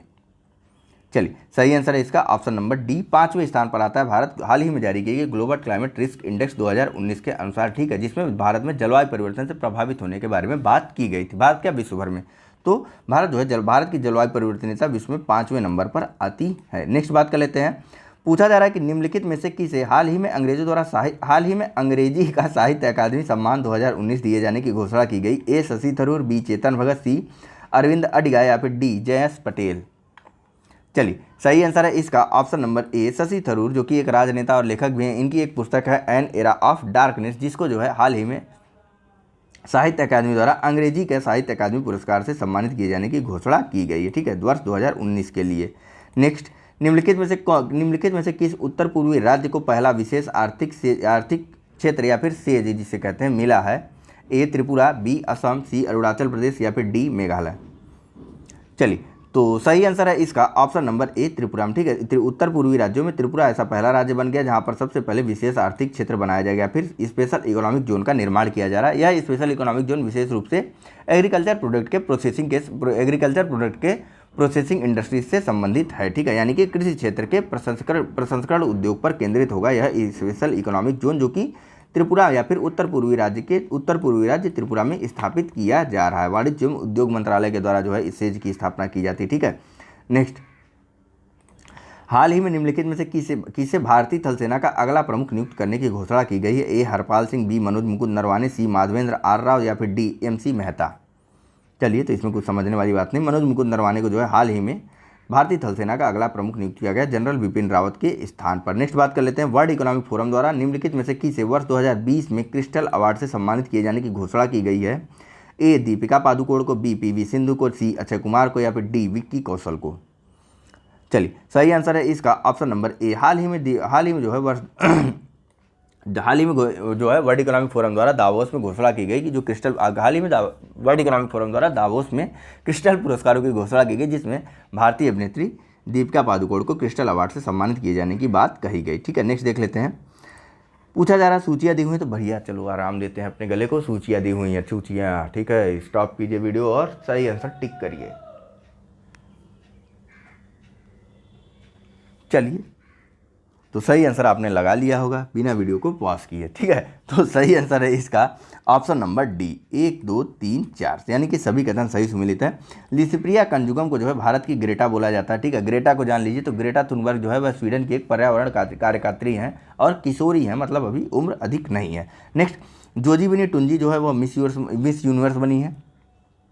सना मारिन ने फिनलैंड की सबसे युवा प्रधानमंत्री बनी है और टोनी एनसिंग मिस वर्ल्ड बनी है। ठीक है, चलिए नेक्स्ट बात कर लेते हैं।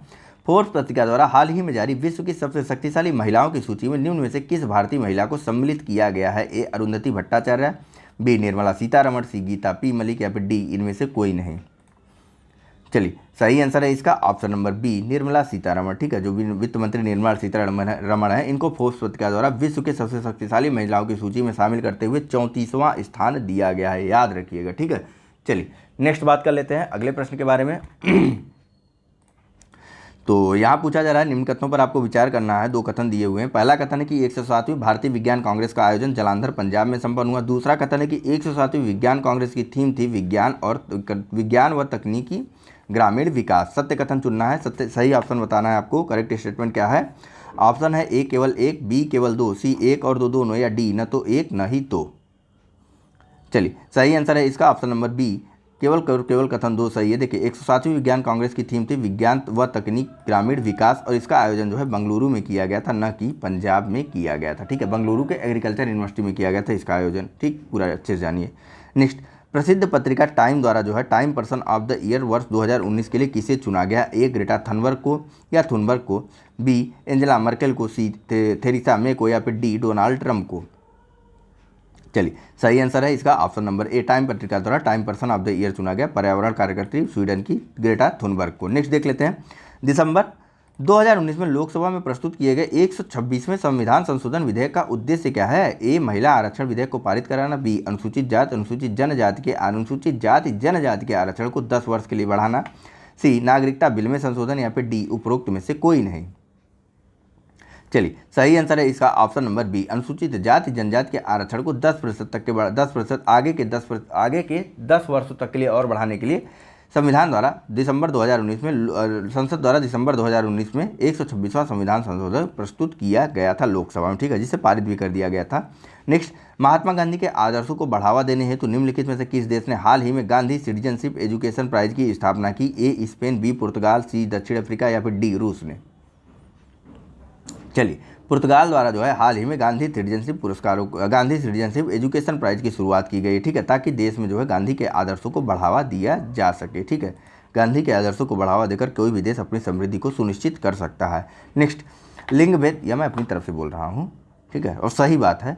लिंग भेद अगर आप गांधी के बारे में सही से जानते हैं और सही से पढ़ते हैं तब, अन्यथा जो है कई तरीके की भ्रांतियाँ फैली हुई हैं। ठीक है, नेक्स्ट, लिंग भेद सूचकांक के बारे में बात की गई। ठीक है, यानी जेंडर गैप इंडेक्स के बारे में बात की गई। पूछा जा रहा है कि निम्न कथनों पर विचार करें। पहला, यह विश्व बैंक के द्वारा जारी किया जाता है। दूसरा, इस वर्ष भारत का स्थान जो है इस सूची में 112वां रहा। और तीसरा, लिंग भेद सूचकांक में प्रथम स्थान पर आइसलैंड है। आपको बताना है सही कथन कौन सा है। ऑप्शन है ए 2 और 3, ऑप्शन बी है 1 और 3, ऑप्शन सी है 1 और 2, और ऑप्शन डी है उपरोक्त सभी।